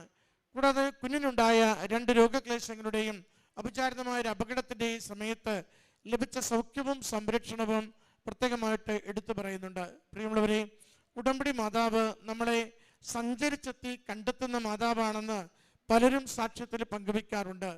നമുക്ക് വേഗമായി എവിടുന്നെങ്കിലും കൃപാസനത്തെക്കുറിച്ചോ ഉടമ്പടിയെക്കുറിച്ചോ ഒക്കെ അറിവ് കിട്ടുന്നുണ്ടാവും. പക്ഷെ എന്തെന്ന് അടുത്തറിയാത്ത നാളുകളിൽ പോലും അമ്മ മാതാവ് നമ്മളെ തിരക്കി വരികയും നമ്മുടെ ജീവിത വിഷയത്തിൽ ഇടപെട്ടുകൊണ്ട് വിശ്വാസം പകരുകയും ഉടമ്പടി ജീവിതത്തിലേക്ക് കൊണ്ടുവന്ന് ഒരു പുതിയ ആത്മീയ മനുഷ്യരായി ജീവിക്കുവാൻ, നന്മ ചെയ്യുന്ന വ്യക്തികളായി ജീവിക്കുവാൻ, നമ്മുടെ വിശ്വാസത്തെ ബലപ്പെടുത്തിക്കൊണ്ട് കുടുംബത്തെ കൂടുതൽ സുരക്ഷിതമാക്കുവാൻ വേണ്ടി അമ്മ സഹായിക്കുന്ന അനുഭവങ്ങളും അമ്മ കൈമാറിയ ദൈവത്തിൻ്റെ ഇടപെടലുകളുമാണ് ഈ കുടുംബം ഈ എൽത്താരയിൽ സാക്ഷ്യപ്പെടുത്തിയത്. തീവ്രമായ രോഗത്തിൽ നിന്നുള്ള സൗഖ്യം, കുടുംബം സുസ്ഥിതിയിൽ മുന്നോട്ട് പോകുവാൻ, തൊഴിൽ കണ്ടെത്തുവാൻ വേണ്ടി നൽകിയ അനുഗ്രഹം, അപകടത്തിൽ പരിക്കേൽക്കുമ്പോൾ അതിൽ നിന്ന് നിമിഷങ്ങൾക്കുള്ളിൽ ലഭിക്കുന്ന പൂർണ്ണമായ സൗഖ്യവും ആരോഗ്യവും ഓരോന്നിനെയും അമ്മ മാതാവിൻ്റെ തിരുനടയിൽ നന്ദിയോടെ ഏൽപ്പിച്ചു കൊടുക്കുമ്പോൾ ഒന്നേ പറയാനുള്ളൂ, വിളിച്ചാൽ വെളിപ്പുറത്ത് അമ്മയുണ്ട്. അമ്മ പറഞ്ഞാൽ തിരിക്കുമാരൻ ആ സമയം ജീവിത വിഷയങ്ങൾ ഏറ്റെടുത്ത് നമ്മളെ സഹായിക്കും. നമുക്കും അമ്മ മാതാവിൻ്റെ പ്രത്യക്ഷീകരണത്തിന് സാക്ഷികളായി ഈ എൽത്താരയിൽ എത്താൻ പറ്റും. അമ്മ നമ്മയും തേടി വരും. അമ്മ വരുമ്പോൾ തിരിച്ചറിയുവാൻ നമുക്ക് പറ്റണം. അമ്മയുടെ സന്ദേശം ജീവിതത്തിൽ സ്വീകരിക്കുവാൻ നമുക്ക് പറ്റണം. പൂർണ്ണമായി ശരണപ്പെട്ടുകൊണ്ട് അമ്മയ്ക്ക് നമ്മളെ വിട്ടുകൊടുത്താൽ അമ്മ തിരുക്കുമാരൻ വഴി നമ്മൾ പോലും അത്ഭുതപ്പെടുന്ന അനുഗ്രഹങ്ങൾ, നമ്മൾ പോലും അത്ഭുതപ്പെടുത്തുന്ന വേഗത്തിൽ അനുവദിച്ചു തരും. അത് ഈശോയിൽ നിന്ന് നേടിത്തരുവാൻ അമ്മയ്ക്ക് കൃപയുടെ നിറവുണ്ട്. അതുകൊണ്ട് അമ്മ വഴി ഈ കുടുംബത്തിന് ലഭിച്ച എല്ലാ അനുഗ്രഹങ്ങൾക്കും സംരക്ഷണത്തിനും അമ്മ മാതാവിനും ഈശോയ്ക്ക് നന്ദി പറഞ്ഞുകൊണ്ട് കരങ്ങളടിച്ച് ഈ സാക്ഷ്യം നമുക്ക് ജീവനോടെ പ്രത്യക്ഷപ്പെട്ട ഈ പരിശുദ്ധ അൾത്താരയിൽ രണ്ടാമതും അമ്മ സാക്ഷിയായി നിർത്തുവാൻ, അമ്മ ജീവനോടെ പ്രത്യക്ഷപ്പെട്ട പരിശുദ്ധ അൾത്താരയിൽ രണ്ടാമതും ജീവിക്കുന്ന സാക്ഷിയായി നിൽക്കുവാൻ അനുഗ്രഹം നൽകിയതിനെ ഓർത്ത് ഈശോയ്ക്കും അമ്മ മാതാവിനും കൊടാനുകൂടി നന്ദി പറയുന്നു. ഞാൻ 2004 ജൂലൈ മാസം എൻ്റെ ആദ്യ സാക്ഷ്യം പറഞ്ഞ് ഹസ്ബൻഡിനൊപ്പം തിരികെ ഞാൻ UK പോയിരുന്നു. ആദ്യ സാക്ഷ്യത്തിൽ ഞാൻ കിടന്നുപോയൊരവസ്ഥയിൽ നിന്ന് പരിശുദ്ധ അമ്മ എന്നെ ഏൽപ്പിച്ച് തിരികെ എനിക്ക് അവിടെ ഹസ്ബൻഡിനൊപ്പം തിരികെ പോകുവാൻ അമ്മ അനുഗ്രഹിച്ചിരുന്നു. ഞാൻ അതിനുശേഷം രണ്ടാമത് തിരികെ പോയി സാക്ഷ്യപ്പെടുത്തിയതിന് ശേഷം അവിടെ ചെന്ന് ഒരു 4-5 മാസത്തോളം ഞാൻ ജോലി നോക്കുകയായിരുന്നു. ഒപ്പം അന്ന് എൻ്റെ കുഞ്ഞിവിടെ നാട്ടിലായിരുന്നു, ഞങ്ങളുടെ ഒപ്പം കൂടെ ഇല്ലായിരുന്നു. അങ്ങനെ ജോലി നോക്കിക്കൊണ്ടിരിക്കുമ്പോഴും ഓരോരോ തടസ്സങ്ങളായിരുന്നു. പല ഇൻ്റർവ്യൂകളൊക്കെ വരും, പക്ഷേ അതിലൊക്കെ അമ്മയും ഈശോയും തട്ടിമാറ്റുന്നത് പോലെ എനിക്ക് തോന്നിയിരുന്നു. അങ്ങനെ 4-5 മാസത്തിന് ശേഷം അവിടെ തണുപ്പ് ഡിസംബർ ജനുവരി മാസം ആയപ്പോഴേക്കും കഠിനമായി തണുപ്പ് കൂടി വരുന്നൊരു സമയം ഞാൻ വീണ്ടും വയ്യാതാവുകയും വല്ലാത്തൊരു തളർന്നു പോകുന്നൊരവസ്ഥ, സ്വന്തമായി എനിക്കൊന്നും ചെയ്യാൻ സാധിക്കുന്നില്ലാത്തൊരു അവസ്ഥ. അപ്പോൾ ഞാൻ ഹസ്ബൻഡിൻ്റെ അടുത്ത് പറഞ്ഞു, എനിക്കെന്തോ വല്ലാത്തൊരു ബുദ്ധിമുട്ടാണ്, പക്ഷേ അവിടുത്തെ ഹോസ്പിറ്റൽ സാഹചര്യം വെച്ച് എന്നാൽ അവിടെ പോകുവാനോ നമുക്കൊരു ഡോക്ടറിനെ കൺസൾട്ട് ചെയ്യാനോ ഒന്നും സാധിക്കില്ല. അപ്പോൾ ഹസ്ബൻഡ് എൻ്റെ അടുത്ത് പറഞ്ഞു, നിനക്ക് കഴിഞ്ഞ പ്രാവശ്യവും ഇതേപോലത്തെ ബുദ്ധിമുട്ടായിരുന്നല്ലോ, എന്താ ഇങ്ങനെ എന്ന് പറഞ്ഞ് ഒത്തിരിയധികം വിഷമിച്ച് ഞങ്ങൾ. അപ്പം 2025 ജനുവരി ആയപ്പോഴേക്കും ഞാൻ പറഞ്ഞു, എനിക്ക് തിരികെ നാട്ടിലൊന്ന് പോകണം, പരിശുദ്ധ അമ്മയുടെ അടുക്കൽ എനിക്ക് പോകണം, എന്താ ജീവിതത്തിൽ സംഭവിക്കുന്നതെന്ന് എനിക്ക് മനസ്സിലാകുന്നില്ല. പക്ഷേ ഞാൻ ആ സമയങ്ങളിലൊക്കെ ഞാൻ ശക്തമായി ഉടമ്പടി മുറുക്കെ പിടിക്കുകയും പരിശുദ്ധ കുർബാനയൊക്കെ ആ നാട്ടിലെ പരിമിതികൾ വെച്ച് ഓൺലൈനായി പങ്കുകൊള്ളുകയും സാധിക്കുന്നിടത്തോളം ദേവാലയത്തിലേക്ക് പോവുകയും ജപമാല ചൊല്ലി പ്രാർത്ഥിക്കുകയും ഒക്കെ ചെയ്യുന്നുണ്ട്. നിരന്തരമായി പ്രാർത്ഥിച്ചു കൊണ്ടിരുന്നു. ഞങ്ങൾക്ക് കുഞ്ഞിനെ കൂടത്തിൽ കൊണ്ടുവരുവാനും എനിക്കൊരു ഒരു ജോലി മാർഗം അമ്മയും ഈശോയും തുറന്നു തരണമെന്നുമൊക്കെ. പക്ഷേ അപ്രതീക്ഷിതമായി വയ്യാതാവ് സാഹചര്യത്തിൽ ഞാൻ ഹസ്ബൻഡിനോട് പറഞ്ഞു, എത്രയും പെട്ടെന്ന് ഒരു ടിക്കറ്റ് എടുത്ത് എനിക്ക് നാട്ടിൽ തന്നെ തിരികെ പോകണം, അമ്മയുടെ അടുക്കൽ പോകണമെന്ന് പറഞ്ഞു. അങ്ങനെ ഞാൻ ഫെബ്രുവരി മാസമായപ്പോഴത്തേക്കും 2025 ഫെബ്രുവരിയിൽ ഒരു ദിവസത്തെ ഗ്യാപ്പ് പോലെ പെട്ടെന്നായിരുന്നു. ഓക്കെ, ഹസ്ബൻഡ് ടിക്കറ്റ് എടുത്ത് തന്നു, ഞാൻ തിരികെ ഇവിടെ വന്നു. പക്ഷേ അന്ന് ഒത്തിരി രാത്രി വൈകിയാണ് വന്നത്. അപ്പം സാഹചര്യ ബുദ്ധിമുട്ട് കൊണ്ട് ഞാനന്ന് എൻ്റെ വീട്ടിൽ നിന്ന് അവർ വന്ന് എന്നെ കൂട്ടിക്കൊണ്ട് പോയി. കുഞ്ഞ് എൻ്റെ വീട്ടിലായിരുന്നു. അപ്പം പക്ഷെ ഞാൻ ഒത്തിരി വേദനിച്ചാണ് ആ ഫ്ലൈറ്റ് യാത്രയിൽ ഞാൻ തിരികെ വരുന്നത്. അമ്മേ, നീ എന്നെ വീണ്ടും തിരികെ എത്തിക്കുവാണോ? നാട്ടിലെത്തുമ്പോൾ മറ്റുള്ളവരുടെ കുത്തുവാക്കുകൾ അല്ലേ, അങ്ങനെ ഒന്ന് തിരികെ വരേണ്ട ഒരു അവസ്ഥ. അമ്മയുടെ തിരുവൾത്താരിലേക്ക് ഒരു സാക്ഷിയായ മകളല്ലേ, വീണ്ടും എന്നെ നീ തിരികെ എത്തിക്കുന്നത് എന്താണെന്ന് അമ്മ എനിക്ക് വെളിപ്പെടുത്തി തരണമെന്ന് ഞാൻ അമ്മയോട് പറഞ്ഞു. അങ്ങനെ കണ്ണീരോടെ ഞാൻ ആ ഫ്ലൈറ്റ് യാത്രയിൽ ജപമാല ചൊല്ലി പ്രാർത്ഥിക്കുകയായിരുന്നു. ഇവിടെ വന്ന് ഉടനെ തന്നെ താമസിയാതെ ആയുർവേദത്തിന് ഒരു ട്രീറ്റ്മെൻറ്റിന് പോയി. പക്ഷേ ആ ട്രീറ്റ്മെൻറ്റിന് ശേഷം വീട്ടിൽ വന്നു ഞാൻ വളരെയധികം മാനസികമായി ശാരീരികമായി തളർന്നു. കാരണം എനിക്ക് എൻ്റെ ബുദ്ധിമുട്ടുകൾ ഏറി വരികയാണ്, എനിക്കൊന്നിനും ഒരു ഫലം തോന്നുന്നില്ല. അപ്പം ഞാൻ എൻ്റെ വീട്ടിൽ എൻ്റെ അമ്മയോട് പറഞ്ഞു, എനിക്ക് അമ്മ മാതാവിൻ്റെ സന്നിധിയിൽ പോകണം, എനിക്ക് അവിടെ മാത്രമേ ആശ്രയമുള്ളൂ, അമ്മയ്ക്ക് ഈശോയ്ക്ക് മാത്രമേ എന്നെ രക്ഷിക്കാൻ സാധിക്കുകയുള്ളൂ എന്ന് പറഞ്ഞു. അങ്ങനെ ഞാൻ ഇവിടെ ഓടിയെത്തുകയും ഉടനെ തന്നെ ഓടിയെത്തുകയും ഞാൻ എൻ്റെ ഉടമ്പടി പുതുക്കി. പക്ഷെ അന്ന് എനിക്ക് ശാരീരിക ബുദ്ധിമുട്ടുകൾ ഒത്തിരിയേറെ ഉണ്ടായിരുന്നു. എനിക്ക് അധികം ഒന്നും നടക്കാനോ ഒരു സ്റ്റെപ്പ് കയറി പുതുക്കുന്ന സമയത്താണെങ്കിലും നട കയറിയൊന്ന് മുകളിൽ പോകുവാനൊക്കെ കാലിനൊക്കെ അതിൽ ബുദ്ധിമുട്ടുകളായിരുന്നു. എങ്കിലും ഞാൻ ഉടമ്പടി പുതുക്കി ഇവിടെ ഇരുന്ന് ഒത്തിരി വേദനയോടെ ഞാൻ പ്രാർത്ഥിച്ചു. അമ്മയോട് ഞാൻ പറഞ്ഞു, അമ്മേ, ഞാൻ ഒന്ന് മാത്രമാണ് അമ്മയുടെ ഈശോയോട് അപേക്ഷിക്കുന്നത്, എനിക്കെൻ്റെ സ്വന്തം കുഞ്ഞിൻ്റെ കാര്യങ്ങൾ സ്വന്തമായി നിർവഹിക്കണം, മറ്റാരുടെ സഹായം കൂടാതെ. എനിക്ക് ഞാൻ അമ്മയോട് തുറന്ന് പറഞ്ഞു, അവളൊന്ന് ടോയ്ലറ്റിൽ പോകുമ്പോൾ പോലും എനിക്ക് അവളെ സഹായിക്കണം. അതിന് എൻ്റെ നട്ടൽ സംബന്ധമായിട്ടുള്ള വിഷമം എന്തു തന്നെയാണെങ്കിലും നടുവിൽ വളഞ്ഞു പോകുന്നൊരവസ്ഥയായിരുന്നു. അപ്പം നട്ടലിനൊട്ടും ബലമില്ലാത്ത വരുന്ന പോലെ. അപ്പം ഞാൻ അമ്മയോട് പറഞ്ഞു, അമ്മ, എൻ്റെ ഈ രോഗാവസ്ഥയിൽ നിന്ന് അമ്മയ്ക്ക് ഈശോയ്ക്ക് മാത്രമേ എന്നെ സ്പർശിക്കാൻ സാധിക്കുകയുള്ളൂ. ഇനി ഞാൻ എൻ്റെ അമ്മയുടെ തിരുസന്നിധിയിൽ വരുന്നുണ്ടെങ്കിൽ, ഇനിയൊരു ഉടമ്പടി പുതുക്കുന്നുണ്ടെങ്കിൽ, അമ്മയും നീ എന്നെ എൻ്റെ കുഞ്ഞിൻ്റെ കാര്യങ്ങൾ സ്വന്തമായി നിർവഹിക്കുവാൻ സാധിക്കുന്ന വിധം എനിക്ക് ഇവിടെ ബസ്സിൽ കയറി യാത്ര ചെയ്ത് വരുവാൻ നീ എന്നെ സഹായിക്കണം. കാരണം അന്നൊന്നും എനിക്ക് ഒരു ബസ്സിലൊന്നും ഒരു സ്റ്റെപ്പിൽ ഹൈറ്റുള്ളിടത്ത് കാല് വെക്കുവാൻ ഒന്നും സാധിക്കില്ല. അപ്പോൾ ഞാൻ അമ്മയോട് പറഞ്ഞു, നീ എൻ്റെ നട്ടലിനെ സ്പർശിച്ച് ഇനി ഞാൻ നിൻ്റെ തിരുസന്നിധി വരുന്നുണ്ടെങ്കിൽ എല്ലാ കാര്യങ്ങളും സ്വന്തമായി ചെയ്യുവാനും എല്ലാ ജോലികളും ചെയ്യുവാനും ബസ്സിൽ യാത്ര ചെയ്ത് ഇവിടെ എത്തിക്കുവാനും നീ എന്നെ സഹായിക്കണം. എനിക്കെന്നും അമ്മയോടും ഈശോയോടും കൂടെ ഈ തിരുസന്നിധി എനിക്കൊരു വിഷമം വരുമ്പോൾ ഓടി എത്തുവാൻ നിൻ്റെ തിരുസന്നിധി ബസ്സിൽ കയറി എനിക്ക് യാത്ര ചെയ്ത് വരണം. അതിന് നീ എന്നെ സഹായിക്കണമെന്ന് പറഞ്ഞു. അപ്പോൾ ഞാൻ ഹസ്ബൻഡിനോട് ആ സമയങ്ങളിലൊക്കെ പറയുമായിരുന്നു, ഇനി എനിക്ക് ആ നാട്ടിലോട്ടൊന്ന് തിരികെ വരുന്നതിനെക്കുറിച്ച് എനിക്ക് ഭയമാണ്. എനിക്ക് എത്രമേൽ ഞാൻ വയ്യാതായി പോകുന്നൊരവസ്ഥയിൽ എനിക്ക് ചിന്തിക്കാൻ പോലും ഇപ്പോൾ എൻ്റെ ഉള്ളിൽ ഭയമാണെന്ന് ഞാൻ പറയുമായിരുന്നു. അപ്പോൾ ഞാൻ മാനസികമായിട്ട് ഒത്തിരിയധികം തളർന്നിരുന്നു. എല്ലാവരും എന്നോട് പറയുമായിരുന്നു, നിനക്കൊരു കൗൺസിലിംഗ് വല്ലതും ആവശ്യമാണ്, എന്താ നിനക്ക് പറ്റുന്നത് എന്നൊക്കെ. അപ്പോൾ ഞാൻ ഓർത്തിരുന്നു, എല്ലാവരെ പോലെയും ഒരു ജീവിതം ആഗ്രഹിച്ച് പുറത്തു പോയി. പക്ഷേ നാട്ടിലൊരു ജോലി ഉണ്ടായിരുന്നു, അത് ഉപേക്ഷിച്ചാണ് അന്ന് ഹസ്ബൻഡിനൊപ്പം പുറകെ അവിടെ പോയത്. അപ്പോൾ ഇന്ന് എനിക്കൊരു ജോലിയില്ലാത്ത, എനിക്ക് എൻ്റെ ആരോഗ്യം തന്നെ പൂർണ്ണമായി നഷ്ടപ്പെട്ടൊരവസ്ഥ, ജോലിയില്ലാത്ത അവസ്ഥ, എൻ്റെ കുഞ്ഞിനെ ഒന്ന് സ്വന്തമായി നോക്കുവാൻ സാധിക്കില്ലാത്ത അവസ്ഥ. അപ്പോൾ എനിക്ക് അമ്മയുടെ അടുത്ത് മാത്രമേ എൻ്റെ വിഷമങ്ങൾ പറയാൻ സാധിക്കുകയുള്ളൂ.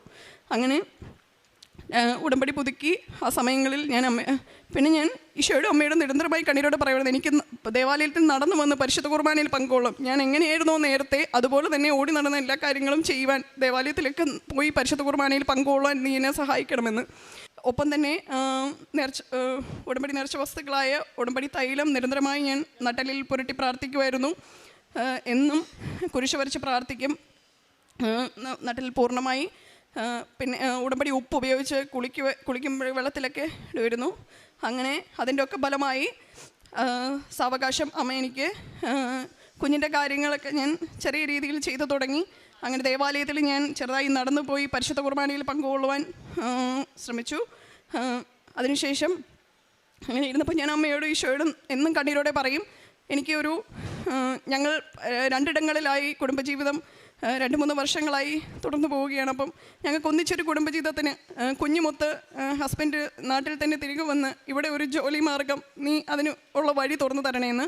അങ്ങനെ ഞാൻ ഒക്ടോബർ മാസം അഖണ്ഡ ജപമാല മഹാറാലിയിൽ വന്ന് പങ്കുകൊള്ളുകയും അതിനുശേഷമായി അസാധ്യമായിരുന്ന വിഷയമായിരുന്ന എൻ്റെ ജോലി 2.5 വർഷത്തെ ഗ്യാപ്പിന് ശേഷം അമ്മ ഈശോ വഴിയായി എനിക്കൊരു ഇൻ്റർവ്യൂ കോൾ ഒരുക്കി തരികയും ആ കോൾ എനിക്ക് ലഭിക്കുന്നതിന് ഒരു ദിവസം മുന്നെയാണ് ഞാൻ ഒത്തിരിയധികം വേദനയോടെ ഇങ്ങനെ ഇരുന്നപ്പം ഞാൻ വിചാരിച്ചു, ഇനി എൻ്റെ മുന്നിൽ ഒരു മാർഗ്ഗമില്ല അമ്മേ, ഞാൻ നിസ്സഹായയാണ്. കാരണം എൻ്റെ മുന്നിൽ എൻ്റെ കയ്യിലുള്ള CV അതിൽ ഒന്നുമില്ലെന്ന് അമ്മേ നിനക്കറിയാം.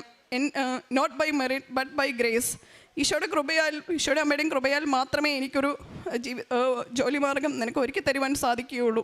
അങ്ങനെ ഞാൻ എഴുതി തന്നെ പ്രാർത്ഥിക്കുമായിരുന്നു, വചനം എഴുതി പ്രാർത്ഥിക്കുവാൻ. ദൈവത്തിനൊന്നും അസാധ്യമല്ല എന്നൊരു വിഷയം ഞാൻ ഉറച്ചു വിശ്വസിച്ചു. അങ്ങനെ 2-3 തിരുവചനങ്ങൾ, കർത്താവിന് നിന്നെക്കുറിച്ച് വിചാരമുണ്ട്, അവിടുന്ന് നിന്നെ അനുഗ്രഹിക്കും എന്നുള്ള തിരുവചനങ്ങൾ. പിന്നെ ഒന്ന് പത്രോസ് 5:6 ദൈവത്തിൻ്റെ ശക്തമായ ചിറകിൻ കീഴിൽ താഴ്മയോടെ നിൽക്കുവിൻ, അവിടുന്ന് തക്ക സമയത്ത് നിന്നെ ഉയർത്തിക്കൊള്ളും എന്നുള്ള വചനങ്ങളൊക്കെ ഞാൻ ഒഴിവിട്ട് പ്രാർത്ഥിക്കുമായിരുന്നു. അതിന് ഫലമായി അങ്ങനെ എനിക്ക് ഒരു ഇൻ്റർവ്യൂ കോൾ വരികയും ഒരു ദിവസം മുന്നേ ആയിട്ടപ്പം ഞാൻ പെട്ടെന്ന് ഞാൻ എൻ്റെ മനസ്സിലിങ്ങനെ വിചാരിച്ചു, സമയം മുന്നോട്ട് കടന്നു പോയിക്കൊണ്ടിരിക്കുന്നു, മറ്റു വഴികളൊന്നുമില്ല, എന്നാൽ ഇനിയൊരു IT ഫീൽഡിൽ എപ്പോഴും നമ്മൾ എന്തെങ്കിലും പുതിയതായി ടെക്നോളജികൾ പഠിച്ചെടുത്താൽ മാത്രമേ നമുക്കൊരു ജോലി സാധ്യതയുള്ളൂ. അപ്പോൾ എൻ്റെ മുന്നിൽ 2.5 വർഷം വരെയുള്ള ഗ്യാപ്പും എല്ലാം നിൽക്കുന്നു. അപ്പോൾ ഞാൻ അമ്മയോട് പറഞ്ഞു, എനിക്കിനി ഒരു വഴിയില്ല, ഇനിയും മറ്റുള്ളവരെ ബുദ്ധിമുട്ടിച്ചല്ലേ ഹസ്ബൻഡിനെ ബുദ്ധിമുട്ടിച്ച് പൈസ മുടക്കി പഠിച്ചെടുക്കാനൊന്നും സാധ്യമായ ഒരു കാര്യമല്ല. അങ്ങനെ പറഞ്ഞ് വേദനയോടെ ഞാനൊരു കോഴ്സിന് വേണ്ടി ജോയിൻ ചെയ്യാൻ അവർക്ക് രജിസ്ട്രേഷൻ ഫീ കൊടുത്തു. അതിൻ്റെ തൊട്ട് പിറ്റേന്നാണ് അമ്മ എനിക്ക് ഈ ഇൻ്റർവ്യൂ കോൾ ഈശോ വഴിയായി ഒരുക്കി തരുന്നത്. അങ്ങനെ 2 ദിവസത്തെ ഗ്യാപ്പിൽ എന്നോട് വന്ന് ഇൻ്റർവ്യൂ അറ്റൻഡ് ചെയ്യാൻ പറയുകയും അങ്ങനെ ആ ഇൻ്റർവ്യൂവിൽ എനിക്ക് അമ്മയുടെയും ഈശോയുടെയും സാന്നിധ്യം അത്രമേൽ അനുഭവപ്പെടുന്നുണ്ടായിരുന്നു. ഞാൻ എൻ്റെ യാത്രയിൽ പോലും എൻ്റെ ബസ്സിൽ പോലും ഒക്കെ ഞാൻ എവിടെ നോക്കിയാലും അമ്മയുടെ ഒരു സാന്നിധ്യം കാണാം, എനിക്ക് അമ്മയുടെ രൂപം കാണാം. അല്ലെങ്കിൽ അവിടെ ചെന്ന് ഓഫീസിൽ കയറുന്ന സമയവും ഞാൻ ഉടമ്പടി ഉപ്പ് ഓഫീസിൻ്റെ ഉള്ളിൽ കടക്കുന്നതിന് മുന്നേ തന്നെ അവിടെ നൊട്ടയിട്ട് പ്രാർത്ഥിച്ചു. എൻ്റെ കയ്യിൽ തുവാലയിൽ ഞാൻ ഉടമ്പടി ഉപ്പ് ഒരു ബലമായിട്ട്, കാരണം ഞാൻ അമ്മയോട് പറയും, ഞാൻ പോകുമ്പോൾ ഈ ഉടമ്പടി പത്രികയും ഇതൊക്കെയായിരുന്നു എൻ്റെ ബാഗിലുണ്ടായിരുന്ന ഏക ബലം. ഉടമ്പടി പത്രം ഉണ്ടായിരുന്നു, ഈ പത്രിക ഉണ്ടായിരുന്നു, പിന്നെ ഉടമ്പടി നേർച്ച വസ്തുക്കൾ ഇതിൻ്റെയൊക്കെ മാത്രം ബലത്താലാണ് ഞാൻ ഇൻ്റർവ്യൂവിന് പോയത്. അങ്ങനെ ഉള്ളിൽ കയറുകയും ഞാൻ ഇൻ്റർവ്യൂ അറ്റൻഡ് ചെയ്യുകയും അതിനുശേഷം തിരികെ വരികയും ഒരു 3 ദിവസത്തെ ഗ്യാപ്പിൽ അവർ വിളിച്ചു പറഞ്ഞു അവരുടെ ക്ലയൻറ്റിന് ഒരു ഇൻ്റർവ്യൂ നടത്തണമെന്ന് പറഞ്ഞു ഞാനുമായിട്ട്. അങ്ങനെ ആ ഇൻ്റർവ്യൂ ഞാൻ ഉറച്ചു വിശ്വസിച്ചു ഇതെൻ്റെ അമ്മയും ഈശോയും ഒരുക്കി തരുന്നൊരു വഴി മാത്രമാണ്. അപ്പോൾ രണ്ടാമത്തെ ഇൻ്റർവ്യൂ അമ്മയെ പ്രത്യക്ഷപ്പെട്ട 2:30 മണിക്കായിരുന്നു അമ്മ ഒരുക്കി തന്നത്.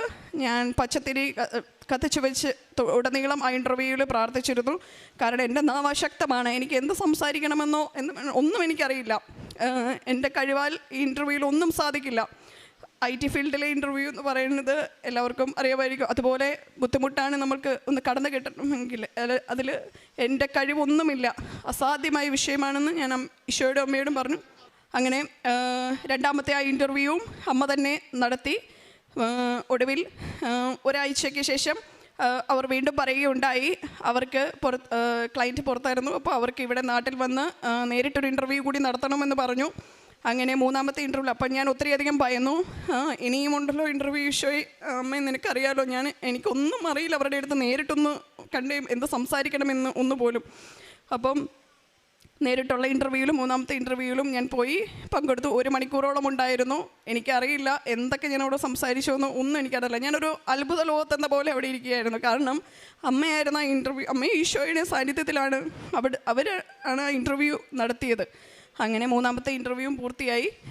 ഒടുവിൽ ഞാൻ അമ്മയോട് പറഞ്ഞു എൻ്റെ കുഞ്ഞിൻ്റെ പിറന്നാളാണ് കഴിഞ്ഞ ഡിസംബർ 23 അവൾക്ക് 4 വയസ്സാകുന്ന പിറന്നാളിൽ നീ അതിന് മുന്നായിട്ട് എനിക്കൊരു സമ്മാനമായിട്ട് ഈ വഴി ഈ ജീവിതമാർഗ്ഗം നീ എനിക്ക് തുറന്നു തരണം അല്ലേ, അമ്മ ഈശോപ്പയോട് പറഞ്ഞ് എനിക്കത് മേടിച്ച് തരണം എന്ന് പറഞ്ഞു. അങ്ങനെ ഡിസംബർ 25 ഈശോയുടെ തിരുപ്പിറവിക്കും അവരുടെ പിറന്നാളിന് മുന്നായിട്ട് അമ്മ എനിക്ക് അവരിൽ നിന്നൊരു കൺഫർമേഷൻ തന്നു. അങ്ങനെ ജനുവരി മാസം 5-ാം തീയതി 2026 ജനുവരി 5-ാം തീയതി ഞാൻ അവിടെ ജോയിൻ ചെയ്യുകയും ഇന്ന് എനിക്കൊരു പരിചിതവും ഇല്ലാത്തൊരു പുതിയൊരു മേഖലയിലാണ് അമ്മ എന്നെ എത്തിച്ചത്. ഒരു ഷിപ്പിംഗ് കമ്പനിയുടെ സോഫ്റ്റ്വെയർ സപ്പോർട്ട് എന്ന രീതിയിൽ. അപ്പോൾ എൻ്റെ ചിന്തകൾക്കപ്പുറമായ രീതിയിലാണ് ഈശോയും അമ്മയും അവിടെ ഇടപെട്ടത്.